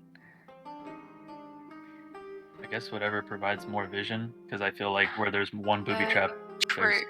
several. Mine gets 20 feet of bright light and 20 feet of dim light, so up to Give me 40 a second. feet. I'm just finding mine. Messing up. Yeah. You can guess that whatever light source you guys are going to use will light up the room, and each individual room you venture into, it'll light all kind of everything. So let's just go with Bruceman's. He puts out his hand, I guess. And he has I'm waiting for my- I don't know if he's talking to me. Are you talking to me? Or... You talking to me? Huh? You talking to me? Talking to me? Ah! Anyway, we're just gonna say that happens. Lights it up. You can see the main room of the Hunter's Lodge. And There. from where you're standing at the back door, you do see 2 other doors on the far end of the room. Well, I should say, you see the front door, like opposite of you guys, and then on each side there's like 2 rooms. Okay. So here into the main room, you see the whole place is just like heavily adorned with pelts and different kills and trophies and stuff. Like this place just has like stuff everywhere. There's a grandfather clock perched right next to the hearth, ticking away ominously as the wood sort of creaks and groans from the breezes outside. You come into this room and you can see there's a dinner table with a pelt underneath it as like a nice carpeted rug kind of way, and there's many unlit candles. There is a hearth with fresh unburned wood inside of it. You also notice it's basically a standard room. Chairs, tables, fireplace, doorway, 2 doors on either side. So there's the front door that leads out and then 2 doors on either side.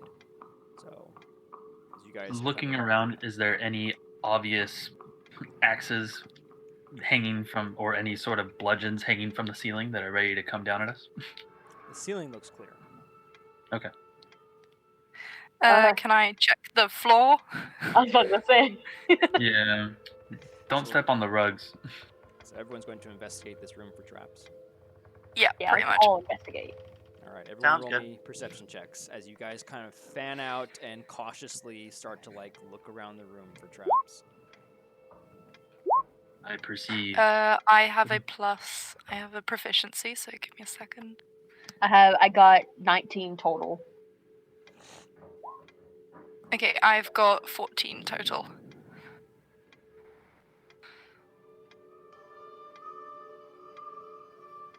Okay. Bam. So, Bruce and Ember do discover traps, 2 separate ones.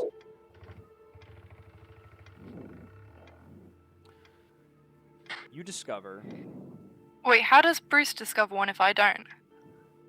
I see an 8 and an 8. Yeah, but I've got a plus 6.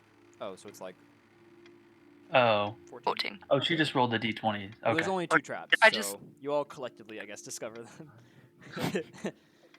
them.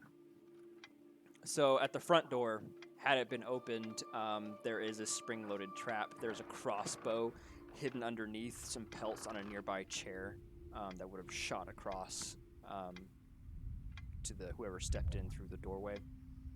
And then there's another trap set upon the hearth that you guys find. There's a dagger clicked back into a spring-loaded trap right in front of a small little coffer box. Just a little chest, a little mini chest, set to snap if someone were to try and disturb the chest, as it were. Can I open the front door and set off the trap? But like, open the front door in a way that I'm not in the way of the trap. You can probably How just the hell disarm does the this trap. huntsman get in and out of his house? This is what I'm now. I just want to know, like, how is he not? He's dead. He killed himself. He's clearly he's. Well, as it doesn't seem like anyone's here, you can probably assume the traps were set when he leaves. How do you? I don't understand. Okay, I guess I'm not a huntsman. So you can just kick the chair over. Oh. You don't have to like activate the trap over the door. Just like poof, kick the chair over. The crossbow bolt falls out of like the loaded backed crossbow and it just lays there. The dagger trap in front of the coffer. Since If you we guys just take the dagger. Since you guys know it's there, you can find a way to essentially move the box safely. So, like, anything you can think of, take a stick and just jut it and activate the trap. Anything that, like, moves the box out of place would activate it. Sure. Do that. So, Now, there's 2 I'm doors. gonna go ahead. I'm gonna go ahead and say that we should check out the box. Because if the huntsman thinks that it's worth trapping, then surely there must be something in there. I mean, do we want to steal from this guy, though? No, I not mean- steal, investigate. if you do that, Not can I necessarily. say, can you open it from behind the hinges? Kind of like wrap your arms over the lid, so that way you're not standing directly over the chest as you open it, in case something else pops out.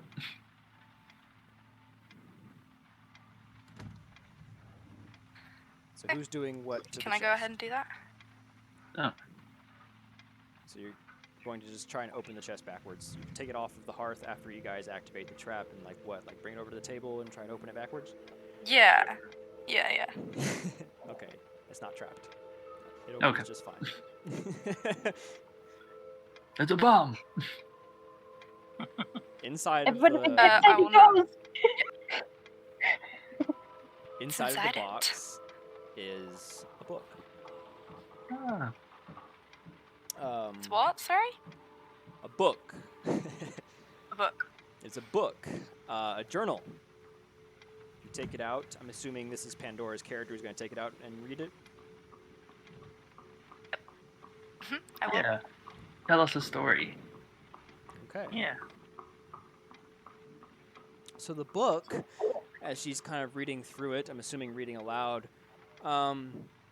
is dated with each entry, and you can see it goes back like many years. The book is a general chronicle, day by day, of the huntsman. He never mentions his name in the book, but well, you can assume it's the huntsman, I guess. I mean, it's written by a man as you're reading it. So never mentions his name, but it basically tells of how he served in the military for the king. He had an incredible aptitude for like special operations and stuff. He was an expert in like survival tactics in the wilderness, and was often used to either like return prisoners of war or to sometimes even ambush or assassinate figures in rival kingdoms and stuff. So it's like just a long chronicle of kind of like his history, having done that for like many, many, many years. And Val, I'm going to send you a message on your Discord that you shall read to the party. It's an excerpt Okay. from the journal. It's been a few years now since I've abandoned the king's service. The villagers are still unaware of who I am, and I'd like to keep it that way. The huntsman is who I have become, and I intend to take that name to the grave. At least in my final years, I may be able to preserve life rather than take it away. I don't think they'll find me in this isolated space at the edge of the kingdom, but I feel in my bones that a day will come where I have to face my past. That must be what he was talking about when he said if men ever come asking for him. Oh. And what is his past taking children and putting them in weird pods underneath his ground? He was an assassin. He killed people. Once upon a time, Children? he was. So if he killed somebody, perhaps he killed a child. And this goose ghoul mother is now taking children to try and replace the loss that he caused her. Guy's Maybe. an asshole. Well, let's. What do we do? There's still 2 more rooms to investigate. Yeah, that's Or what I this room. think. I think And we Now go we to need- the other rooms. so. Who wants to open a door? I'll do it. Can we check the door for traps first? Give me a perception check on whoever's going to open the door. I'll open the doors. I might get on the floor. I may do a dinosaur. That's that is a not good. It's 12. You're confident the door is not trapped. Okay. Can I push it open? Or open it?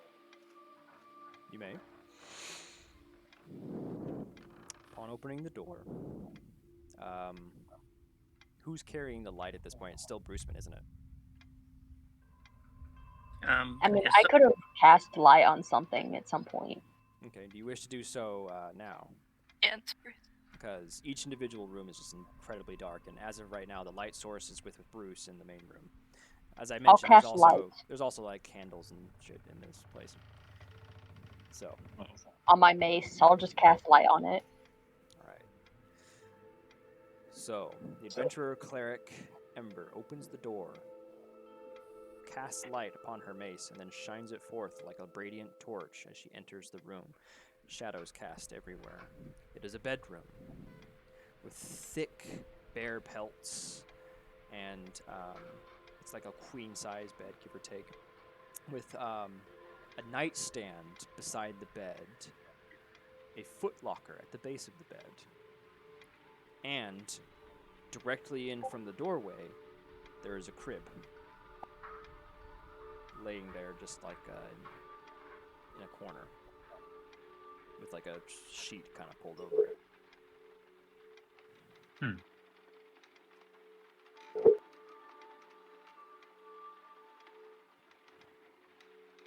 You find anything worth looking at in there, Ember? There's the footlocker. I'm gonna Sounds go over interesting. Yeah, I'll head into that room with her. I will warn them about traps. How big is the? There's no traps. It's good. Oh, okay. So she's not in the room. She just peers into it. It's a simple bedroom, as I said. Yeah. The main things that stick out is that there's a crib with a sheet pulled over it, a footlocker, a large bed, and a nightstand next to the bed. There's a crib with the sheet pulled over. Mm-hmm. Okay. Crib. There's a dead baby in there. I'll admit, I kind of lost, like, focus for a second, so I might have missed that part when he said it. Yeah, I didn't hear that. I didn't hear that part too. Okay. What?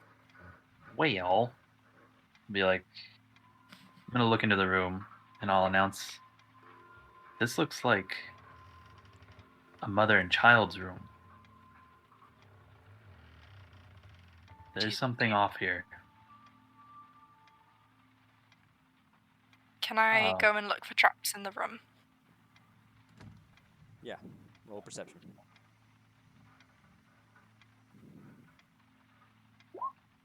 E. You're confident once again there are no 22. traps in this room. Not at the entrance, not on the nightstand, nowhere around the covered crib.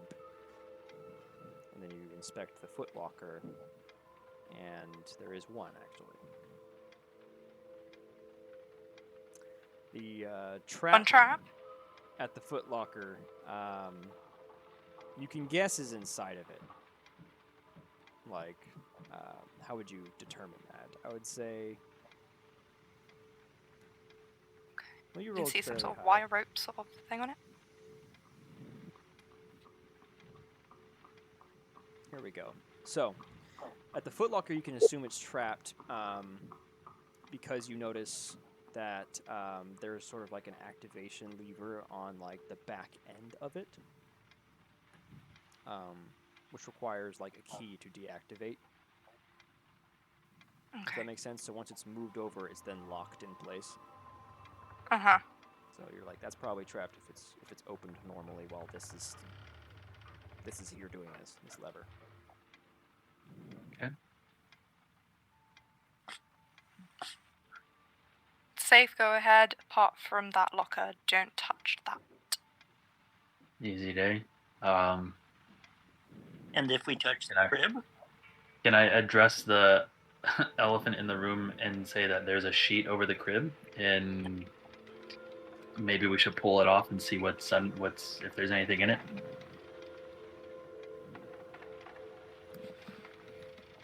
You go ahead and do that. All right, I'm gonna pull the sheet off of the crib slowly. by now, are we all inside the room? Important Yes. question. I'm assuming so. Okay. Unless you don't want to be. Yeah, that's All fine. right. Will bravely reaches his hands out to clasp upon the sheet, slowly draws it away, and it falls.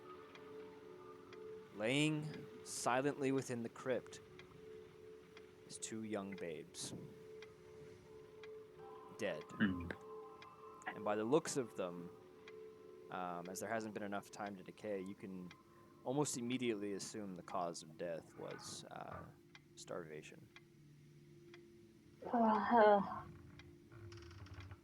Man. Yeah. Oh no.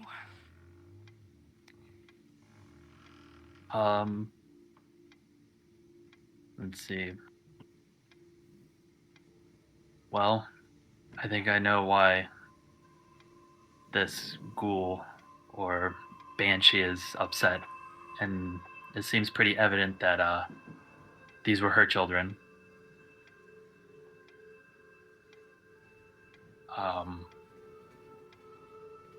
Maybe if we gave them a proper burial, she could finally be at ease.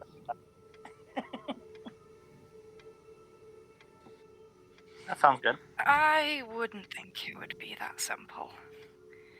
I would It- recommend that we don't touch them. Okay. Should we inspect the other room before we... I'm going to put the sheet back over them. We'll handle that in a minute. Maybe there's something else in the other room. You're done inspecting this room? I mean, No. Well, there's Okay. the night. I'm gonna just like look under the bed, look around the bed. there's a nightstand. Can I check the nightstand? Sheets.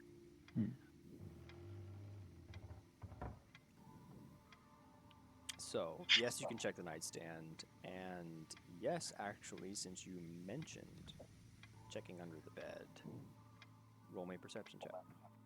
You may find something. A snake. Whoosh. I got 11 total. Within the, like underneath one of the boards that holds up the mattress as you check each individual one, you stick your hands underneath one to check there as well, and then clink, a key falls out. E. I Hey. will pick up the key and can I see if it fits in the trap, in the lever behind the safe? Da-da-da-da. It does. Okay, then I will turn it and like disarm the trap Okay. You and then open the safe. unlock the Or trap, whatever it is. move the lever over, go to the front, and unlock the footlocker. Meanwhile, I guess Will said he was checking out the nightstand, which is Yeah. not trapped. Yeah. Not trapped. That's what I... Yeah. Okay, just checking. All right, so you both actually find some interesting clues. So, Will, Yes. as Pandora is rummaging under the bed and eventually finding the key and like all this is happening, you were opening the nightstand and inside of it you saw another journal. Different in color, less aged. You open up it. It doesn't Okay. have as much content as like the first journal, as that kind of like pertained to most of his life. But I sent you a message and this is what you read. I came across a woman in the woods today on my rounds to check the traps. Yet another stupid villager come wandering out to see where the huntsman lives. Her leg was caught in the bear trap. I intended to drag her crying her carcass back to the village, like the rest of the fools that wander here, until I noticed she wasn't from the village at all. She had dark skin and abnormal growing runes dotted her flesh. I had seen this before. She was a mage slave, conscripted by the king's enemies, a shaman. I saw in her eyes a unique fear. It was the same I had felt at the thought of ever going back to my past life. I couldn't guarantee her safety at the village, so I took her in, despite my better judgment. And just then, Pandora opens up the box as he is reading, and the party is taking in this information. And What's in inside the of the box? box is one more book, but on the next to the book is this neatly colorful ribbon that runs about maybe like 2 feet long. As you guys were once villagers and commoners yourselves, you know that in this land, or at least this region, that this band is actually used during weddings. It's meant to tie around the wrists and hands of the two that were to be betrothed during their ceremony. And you open up the book to, I'm assuming you open up the book to read more. Pandora again. Yeah, I will. I never knew I could deserve such joy. Nisara has brought new life to me, and together we shall bear new life into this world. Twins, no less. My heart is overfilled with joy and anticipation at the laughter I shall hear one day of my children. I will teach them the ways of the hunt, and they shall learn to read and write from their mother. I've tried my best to help preserve the culture of her people and her shaman ways with her mystic chamber below the cabin, but to think we can continue the legacy of her people through our children someday is a beautiful thought. There's also one more bit on another page. However, the worst has come to pass. I learned from the scouts that scouts from the king have been in neighboring villages looking for me. I must deal with this as soon as possible. Lysana cannot know.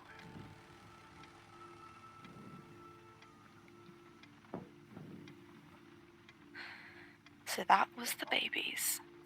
Mm-hmm. What if she died of grief or something? That doesn't make sense.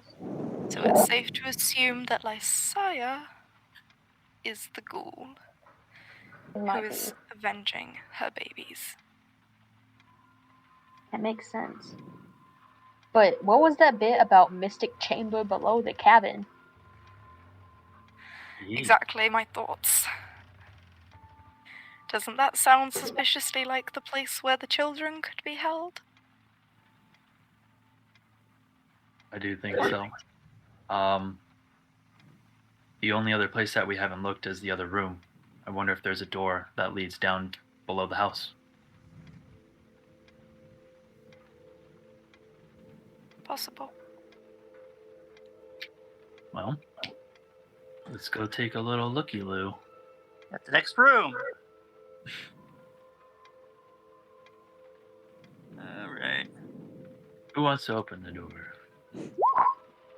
I will Oh. check the I- traps and open. Oh, no, Bruce has done it. Okay, never mind.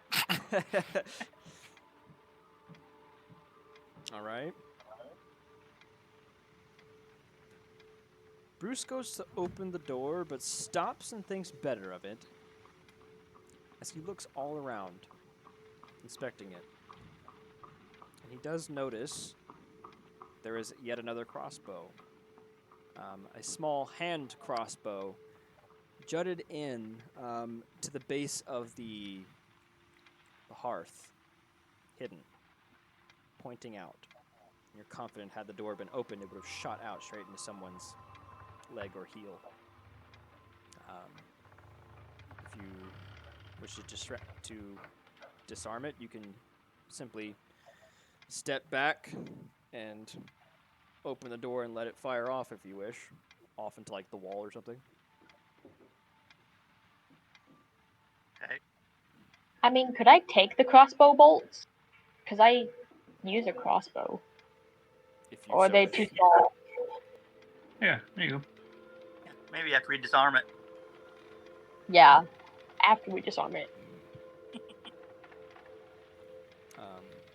Yeah, however you guys disarm it, because you can after spotting it, you may retrieve the 2 crossbow bolts up to this point. Yay. But upon opening Okay. this door,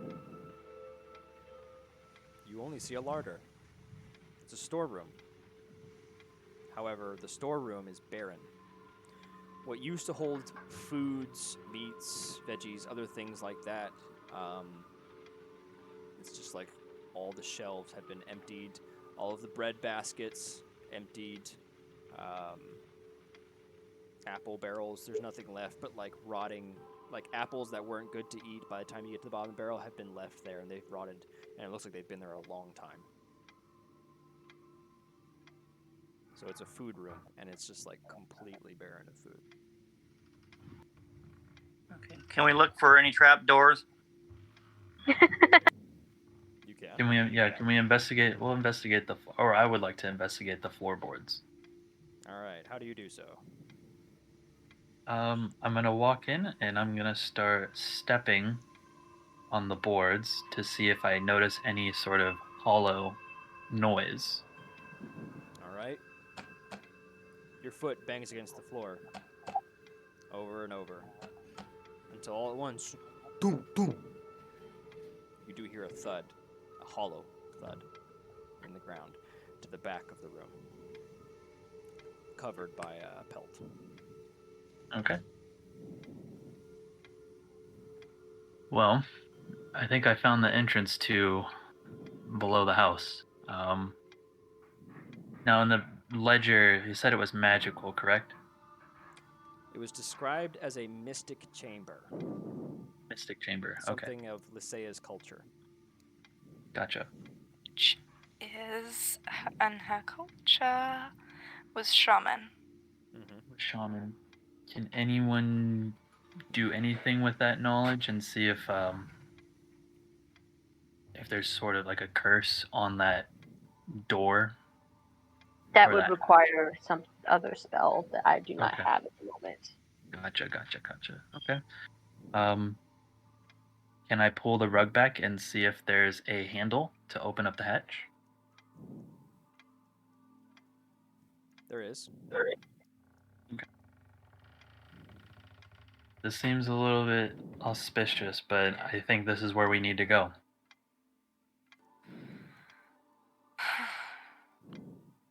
Okay. At this point, I'm going to have to call time out. All right, you're gonna miss the ending, but I tried to. No, I tried to keep but if us you need on help, time. guys, character sheet, you can do my rolls for me. Just let me know if I die or not, because I do have one point to save myself, which might have an effect. Well, this is being recorded, so you will at least get to like go back and see the ending whenever I get to get the video together. Cool. All right. Sounds good. I will play All Bruce right, Min from bye. now on. Okay. All right. Should we open the door? It is not Yeah. trapped. I'll tell you right now. Okay. You've pretty much spotted all the traps in this place. There's only so many. So you open the door and go down, and there is a basement in here, and the trap door with which you had actually entered is the only entrance into this underground chamber. In here, there is an altar hewn of stone, mud, and straw put together up against the wall. And as you guys raise your lights up to it, you can see that there's many candles burnt down all the way to their bases. Wax sort of just like melted onto the side of this thing. And there is shamanistic type ritual ingredients like kind of everywhere in here. There's like a dream catcher and some bone necklaces and different things like that, like shamanistic paraphernalia all throughout the altar. And beside it is a bookcase full of scrolls and other like parchments and such like that. And hanging from the ceiling is different like dried ritualistic herbs like sage and other things that are kind of burned and whatnot. And finally, there is a bowl upon the altar with dried blood in it. Oh, this isn't scary at all.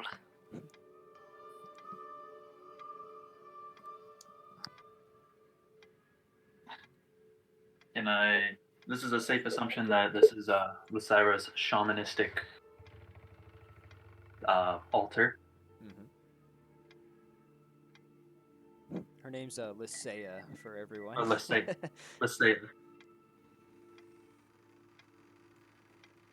I think we should just go and inspect the altar. Yep.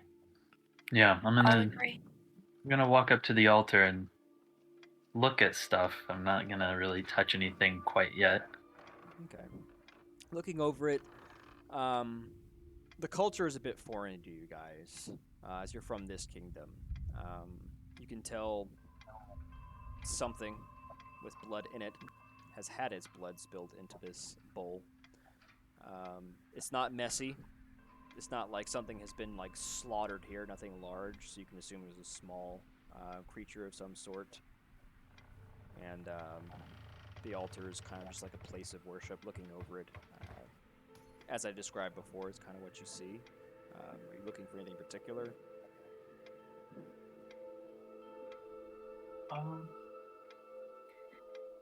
I don't even know what to look for, guys. I don't know.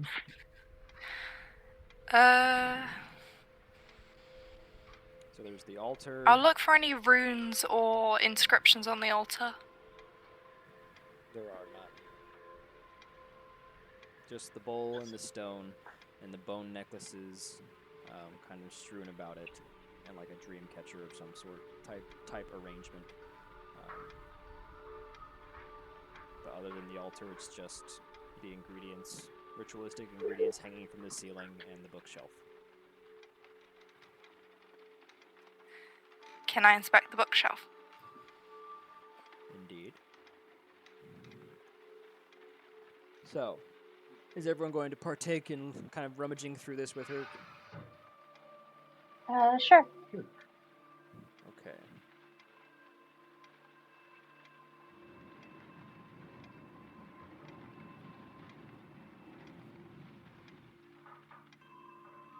So, as you guys pour through the pages and the scrolls and such, you can tell they're handwritten, not quite ancient-looking scrolls at all, but it is recollections that you can assume is probably from Lysea, as it's rewritings from memory as far as her culture, some of the rituals she would go through.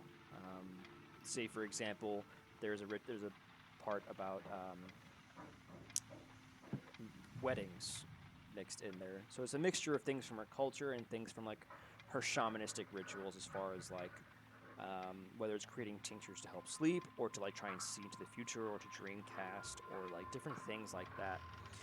And where's Becca? Becca What? picks up a particular scroll, and in general reads about some of the shamanistic culture, and learns something interesting. Shamans have a ritual of passing for those that have died as children. The children must be burned, and their parents must offer a treasured item of their union to guide them on the way to the next world.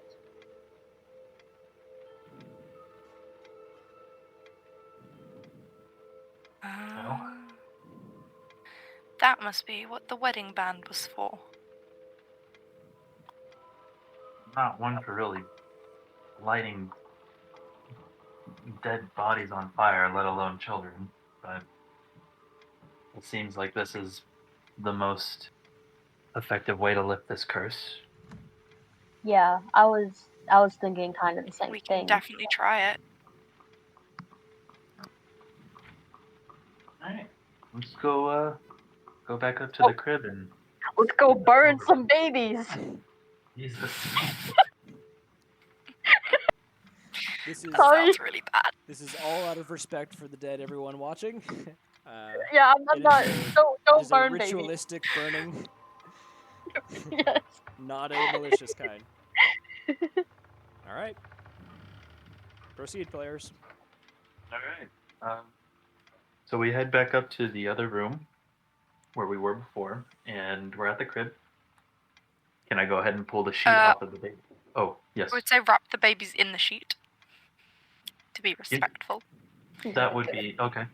Yes. I will take the band from the box. And when we go outside, Don't forget. everyone to take the going? wedding bands, We're going too. outside. Grab like some sticks, some wood. I think her voice cut out when she mentioned what she was doing with the wedding band, but she did mention it. Oh, Sorry. I just bringing it with us. Okay.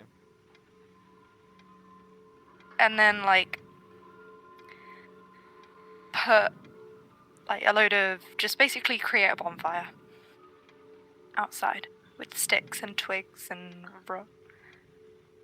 everything else. All right. So, you guys take the babies, wrap them in the shawl, take them outside, build this pyre very easily. You don't have to do any checks to go find wood in a forest.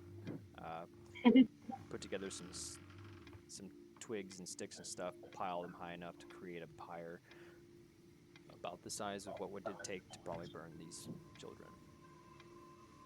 So what do we do?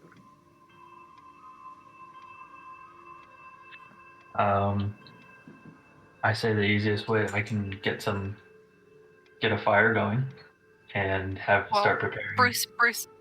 Bruceman has the Oh yeah, Druidcough cantrip, so we can do that. All right, guys. Sound like my dad.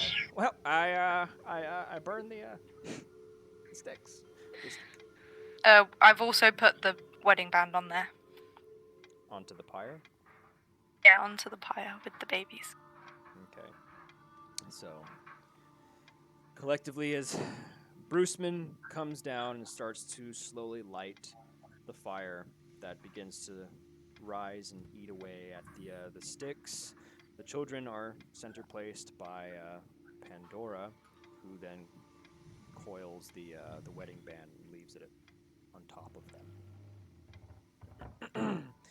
Everyone steps back, and you guys are left in this sullen, sad silence as the bodies of the children and the wedding band slowly start to burn away, bit by bit. The sheet, the flesh, and the ribbon all together turn to ash and rise up into the air and flex within the smoke. You start to see all of the flowers react to this as they close up slowly till they are just buds. And the green energy that was once being released from them has since ceased.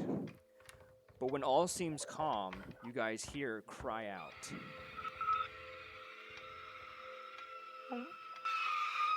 Jesus. Heard that one? Oh. Jesus. A terrible, screeching banshee woman comes rushing out from the darkness of the forest, wailing, and charges you. Oh god. Oh god. We'll just yell, "It's all Bruce's fault!" And then we just like, let's book it. Oh no, we're fighting. Yeah. Yep. All right. I will agree with you on that one. This is gonna be difficult because we were told that only silver weapons or something magic would kill it from Bjorn. Well, thankfully, both Bruce Bruceman and I have Shillelagh. Oh yeah. So both of us can have a magic weapon. I believe you both. And it's a bonus action. Alright, so everyone, when the battle had begun, you were immediately snapped out of your calm by the vicious cry of this creature. Everyone roll a wisdom saving throw. The DC 13. Ooh, okay, good. I have a +5. Okay. You said it's DC 13? Oh, I got 13. Oh, okay. I have I a rolled an +8. Holy I rolled shit, an I got exactly 13. Whoops. Oh no. Yeah. I'm scared.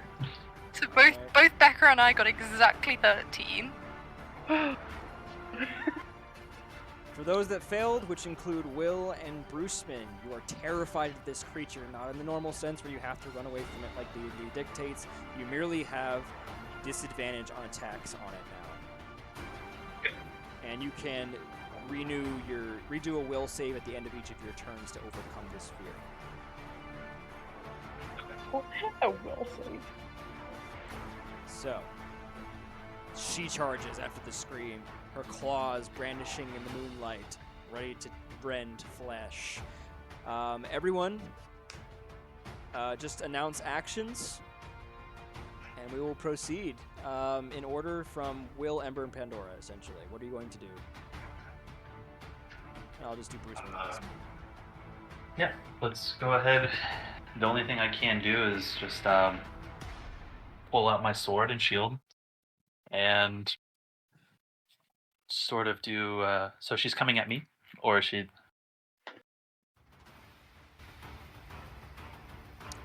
Bill? She's coming at the party in general. You guys are At the pretty much party in staying next to each other. Anyone can get wrecked by her. So if you wish to close the gap and get between her and your party, you may.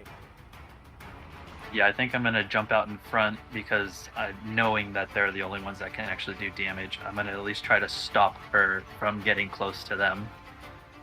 Kind of try to I'm gonna put my shield out and try to bump into her and nudge her with my shield, just a blunt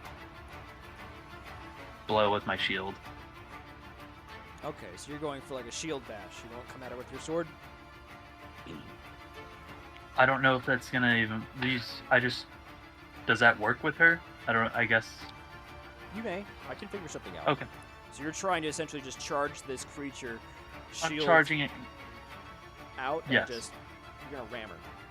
Shield out, rammer. Yep. All right. We'll do a strength versus test, and essentially you could just knock her back or even prone. Okay. So you're just coming in, just gonna go boom, trying to ram this woman. Yep. All right, roll me a strength. Just your strength. Click on it. E. She's just a flat D20. All right. Nice.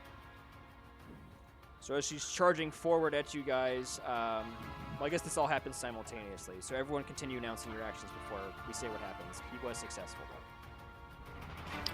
I will can I do... I'm debating which one to do.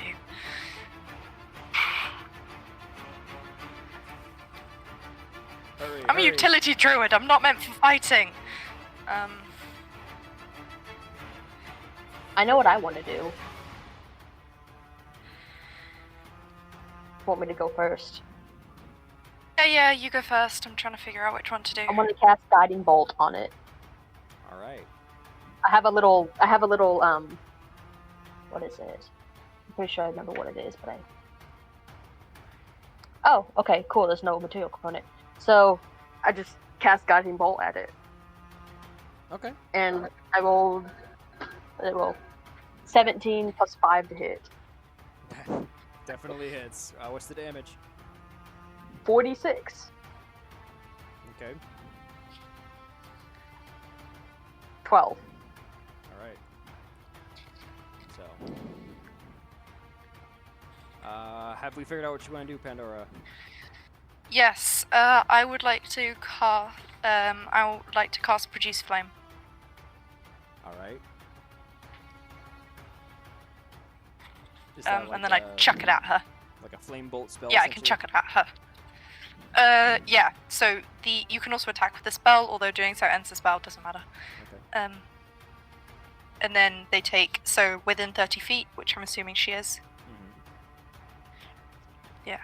And then just 1d8 fire damage.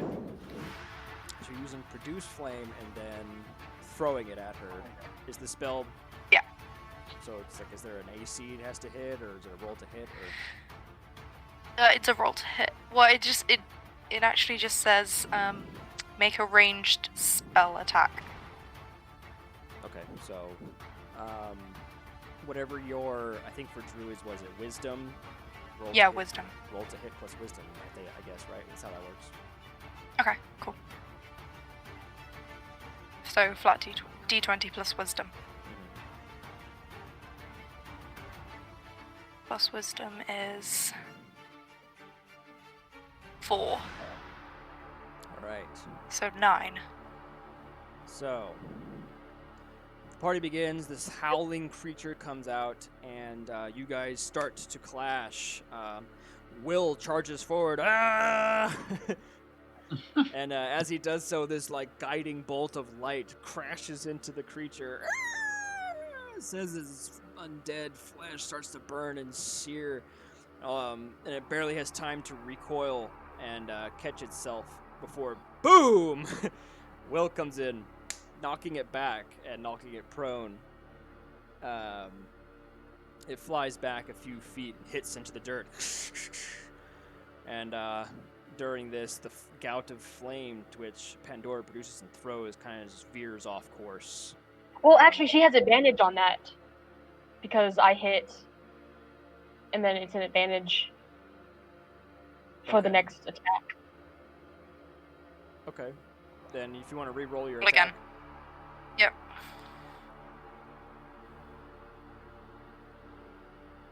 Oh, never mind. Nope. The flame veers off in a different direction. I tried. So new round. The Banshee stands up, taking at least half of her movement. The party is confident, or at least Will is, as he's engaged, that essentially how this is going to work out is like you're confident she's not going to get past you. She only had enough to get up and kind of re-engage with you, so she's a bit focused. Also, Bruceman Oh yeah. doesn't have any spells, so I guess he Cast Shillelagh Gig on his weapon. casts Bloody Shillelagh on his staff, and shoot. Go back to his character sheet. Core. We'll see. He tried to smack her, and Will knocked her down.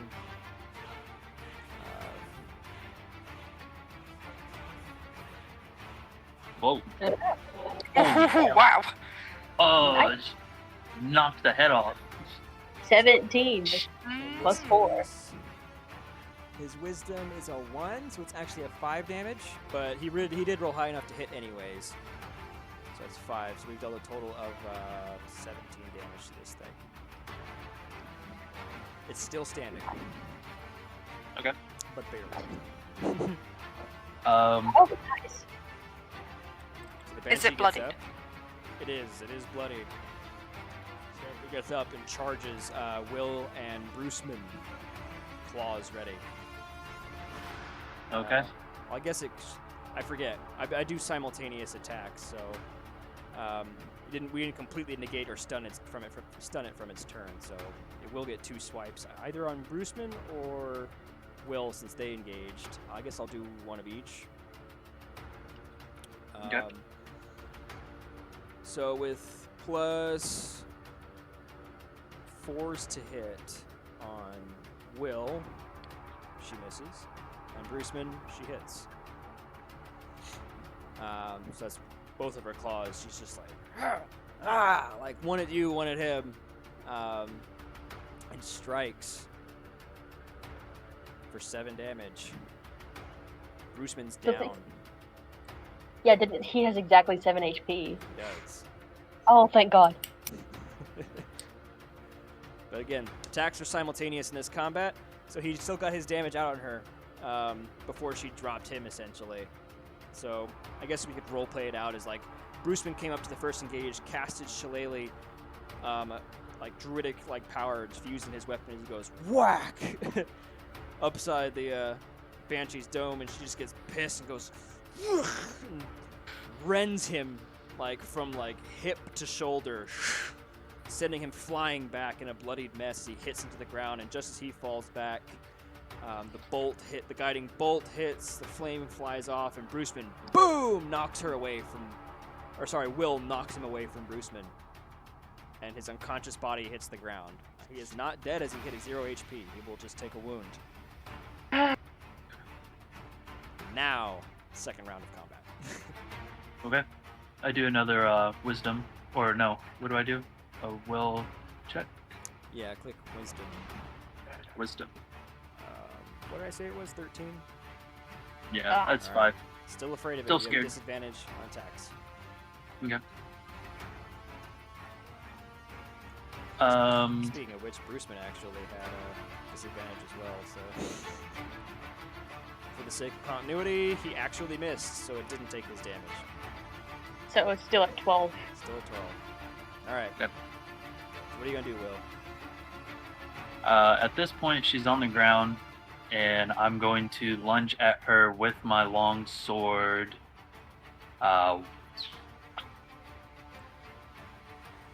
Yes, so just two-handed. Alright. So you're gonna throw down the shield, clasp your sword, and go at her? Yes. Alright.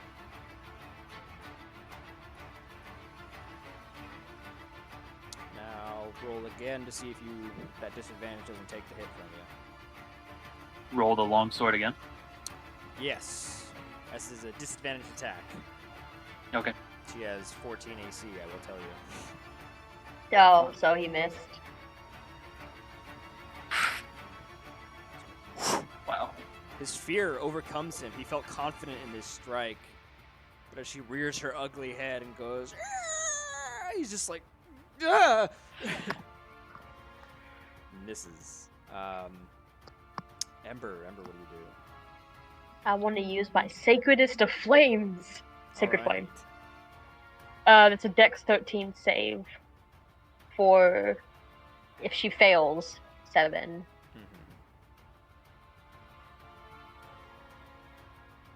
If she fails, it's 7 damage? Yeah, if she succeeds, it's nothing. Let's look this up real quick. Not to be a It's a robot. it's a cantrip, so cantrips aren't allowed to get half damage if she fails. Okay, casting one action, instantaneous, range 60 feet. Dex 13. They must succeed on dexterity saving throw or take radiant damage. The target gains no benefit from cover. Spells damage increased by 1d. Okay, so it's kind of like a magic missile, I guess? No, well, she has to succeed at a Dex 13 saving throw. So if she does, it just doesn't hurt her. If it does, it misses basically. Oh, okay. Got you. So +2. She succeeds. Dang it. Man, 7 was such a good roll.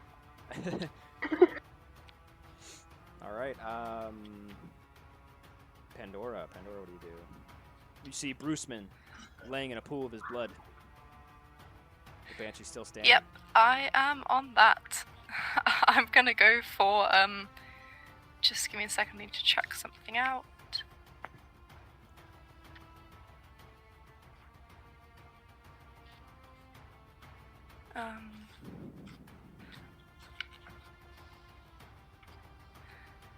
Okay, I'll cast whatchamacallit again? The flame. Okay. I'll cast flame.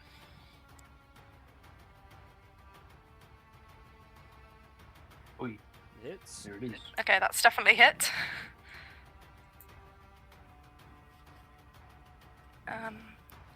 And it is 1d8. So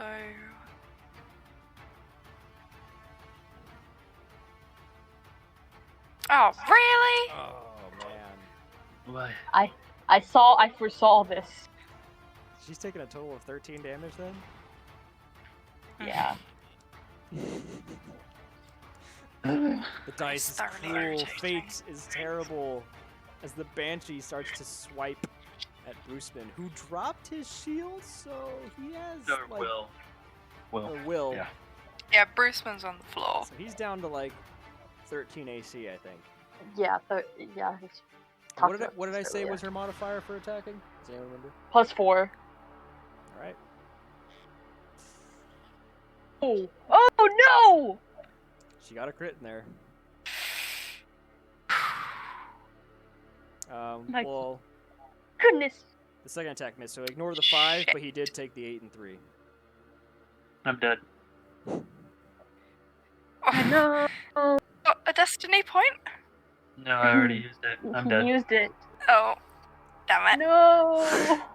You guys see her hoist him up into the air, claws infesting his ribs as blood starts to sink out, and he cries, mewling as the life leaves him, and she throws him down, looking at you. Bruceman's Oh. unconscious. New I'm round. unconscious. I said Bruceman's unconscious, but Will's dead. Oh, Bruceman's unconscious. Oh. Yep, I'm dead. New round. She charges you. And since See. Ember's the one who's been hitting her, she's charging you. Oh, But you guys she's are probably basically gonna kill near me. each other. I'm gonna die. Okay. Not again. Was no. Okay, so is Amber going first? Ember's going first. Or Yeah. does it not matter? What you gonna do? Say good flame. That's all I've got. Make another Dex 13, I guess. Okay. So what did I say? Plus 2? She's coming at us. She failed. I know. Ooh, she takes 8. I rolled an 8. All right. That's now 21 damage. Pandora, what do you do? Okay. Whack her. I am going to cast Shillelagh on my weapon. All right. And then I'm gonna hit her, if I can do both.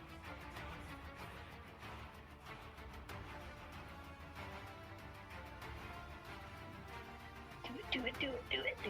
Hit her.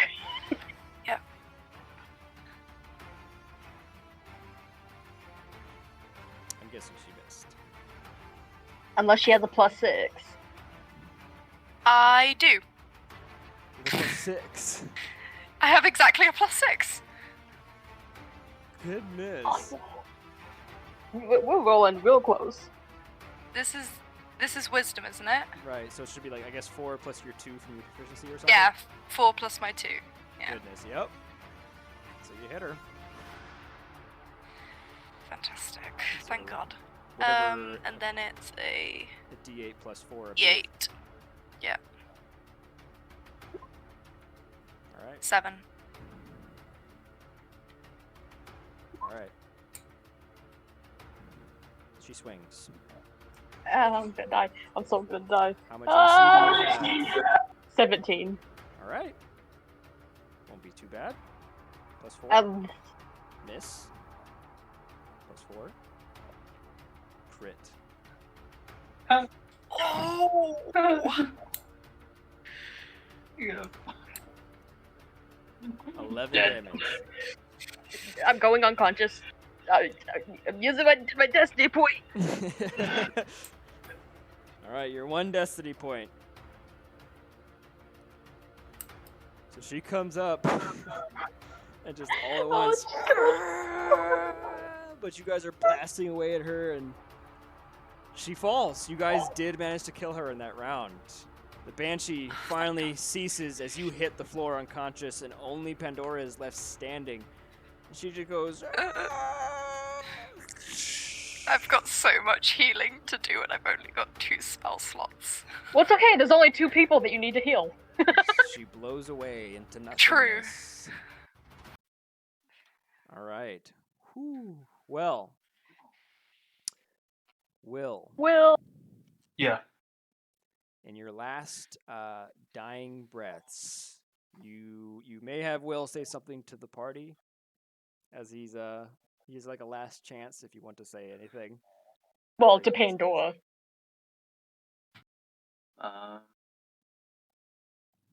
Yeah, I'm gonna look up at Pandora, gasping for breath. And just say, I get to go see my wife again. Take care of Stinky. And I die. And I died. Bravo. And so my God. passes Will Leatherman, and it is the end of his tale, while the other two lay unconscious and wounded. As he finally gives way to his last breath, Pandora is the only one left conscious to even see what's about to occur. The Banshee, having dissipated entirely, is then replaced by a woman, a ghostly, spectral woman, in a beautiful, like, tribal wedding dress. Her face whole once more, but she's glowing a spectral white. And she looks at the bodies, the burning pyre of her children. And she says, "Thank you. Thank you for releasing my boys. I did not want this to come. I had no control, and I'm sorry for the hell my spirit has wrought upon these people. I only hope the villagers have suffered, though I did not mean to bring more into this terrible curse. I had come seeking aid from the villagers, and my poor boys didn't make it. They burnt me at the stake as a witch. When I came, trying to find help, my husband had been gone missing, and we had no hope left. But I see there is still hope in this world, in adventurers like you, bringing hope to the lost and torn lives of families like ours. Thank you, and again, I am sorry." And then you see the spirits of the children come and whisk over to their mother as she kind of like takes their spirits in arms and then disappears away. And all at once, all of the plants jutting up from the ground start to unspool and unwind and open up as the ground shudders and shakes, and those rooty carapaces come up from the undergrowth and split open, releasing all of the villagers' children. Confused and dazed, Pandora is left to now guide them home. But at the same time, you notice the sky break as the children wander. As you look over what's left of your party, the clouds disperse and part and let in rays of fresh sunlight. And it's almost like the whole forest just heaves in a massive sigh of relief as the trees release from each other and open up, and light and life is brought back to the forest. And that ends our session. Wow. I'm still in shock that my weird random wandering mind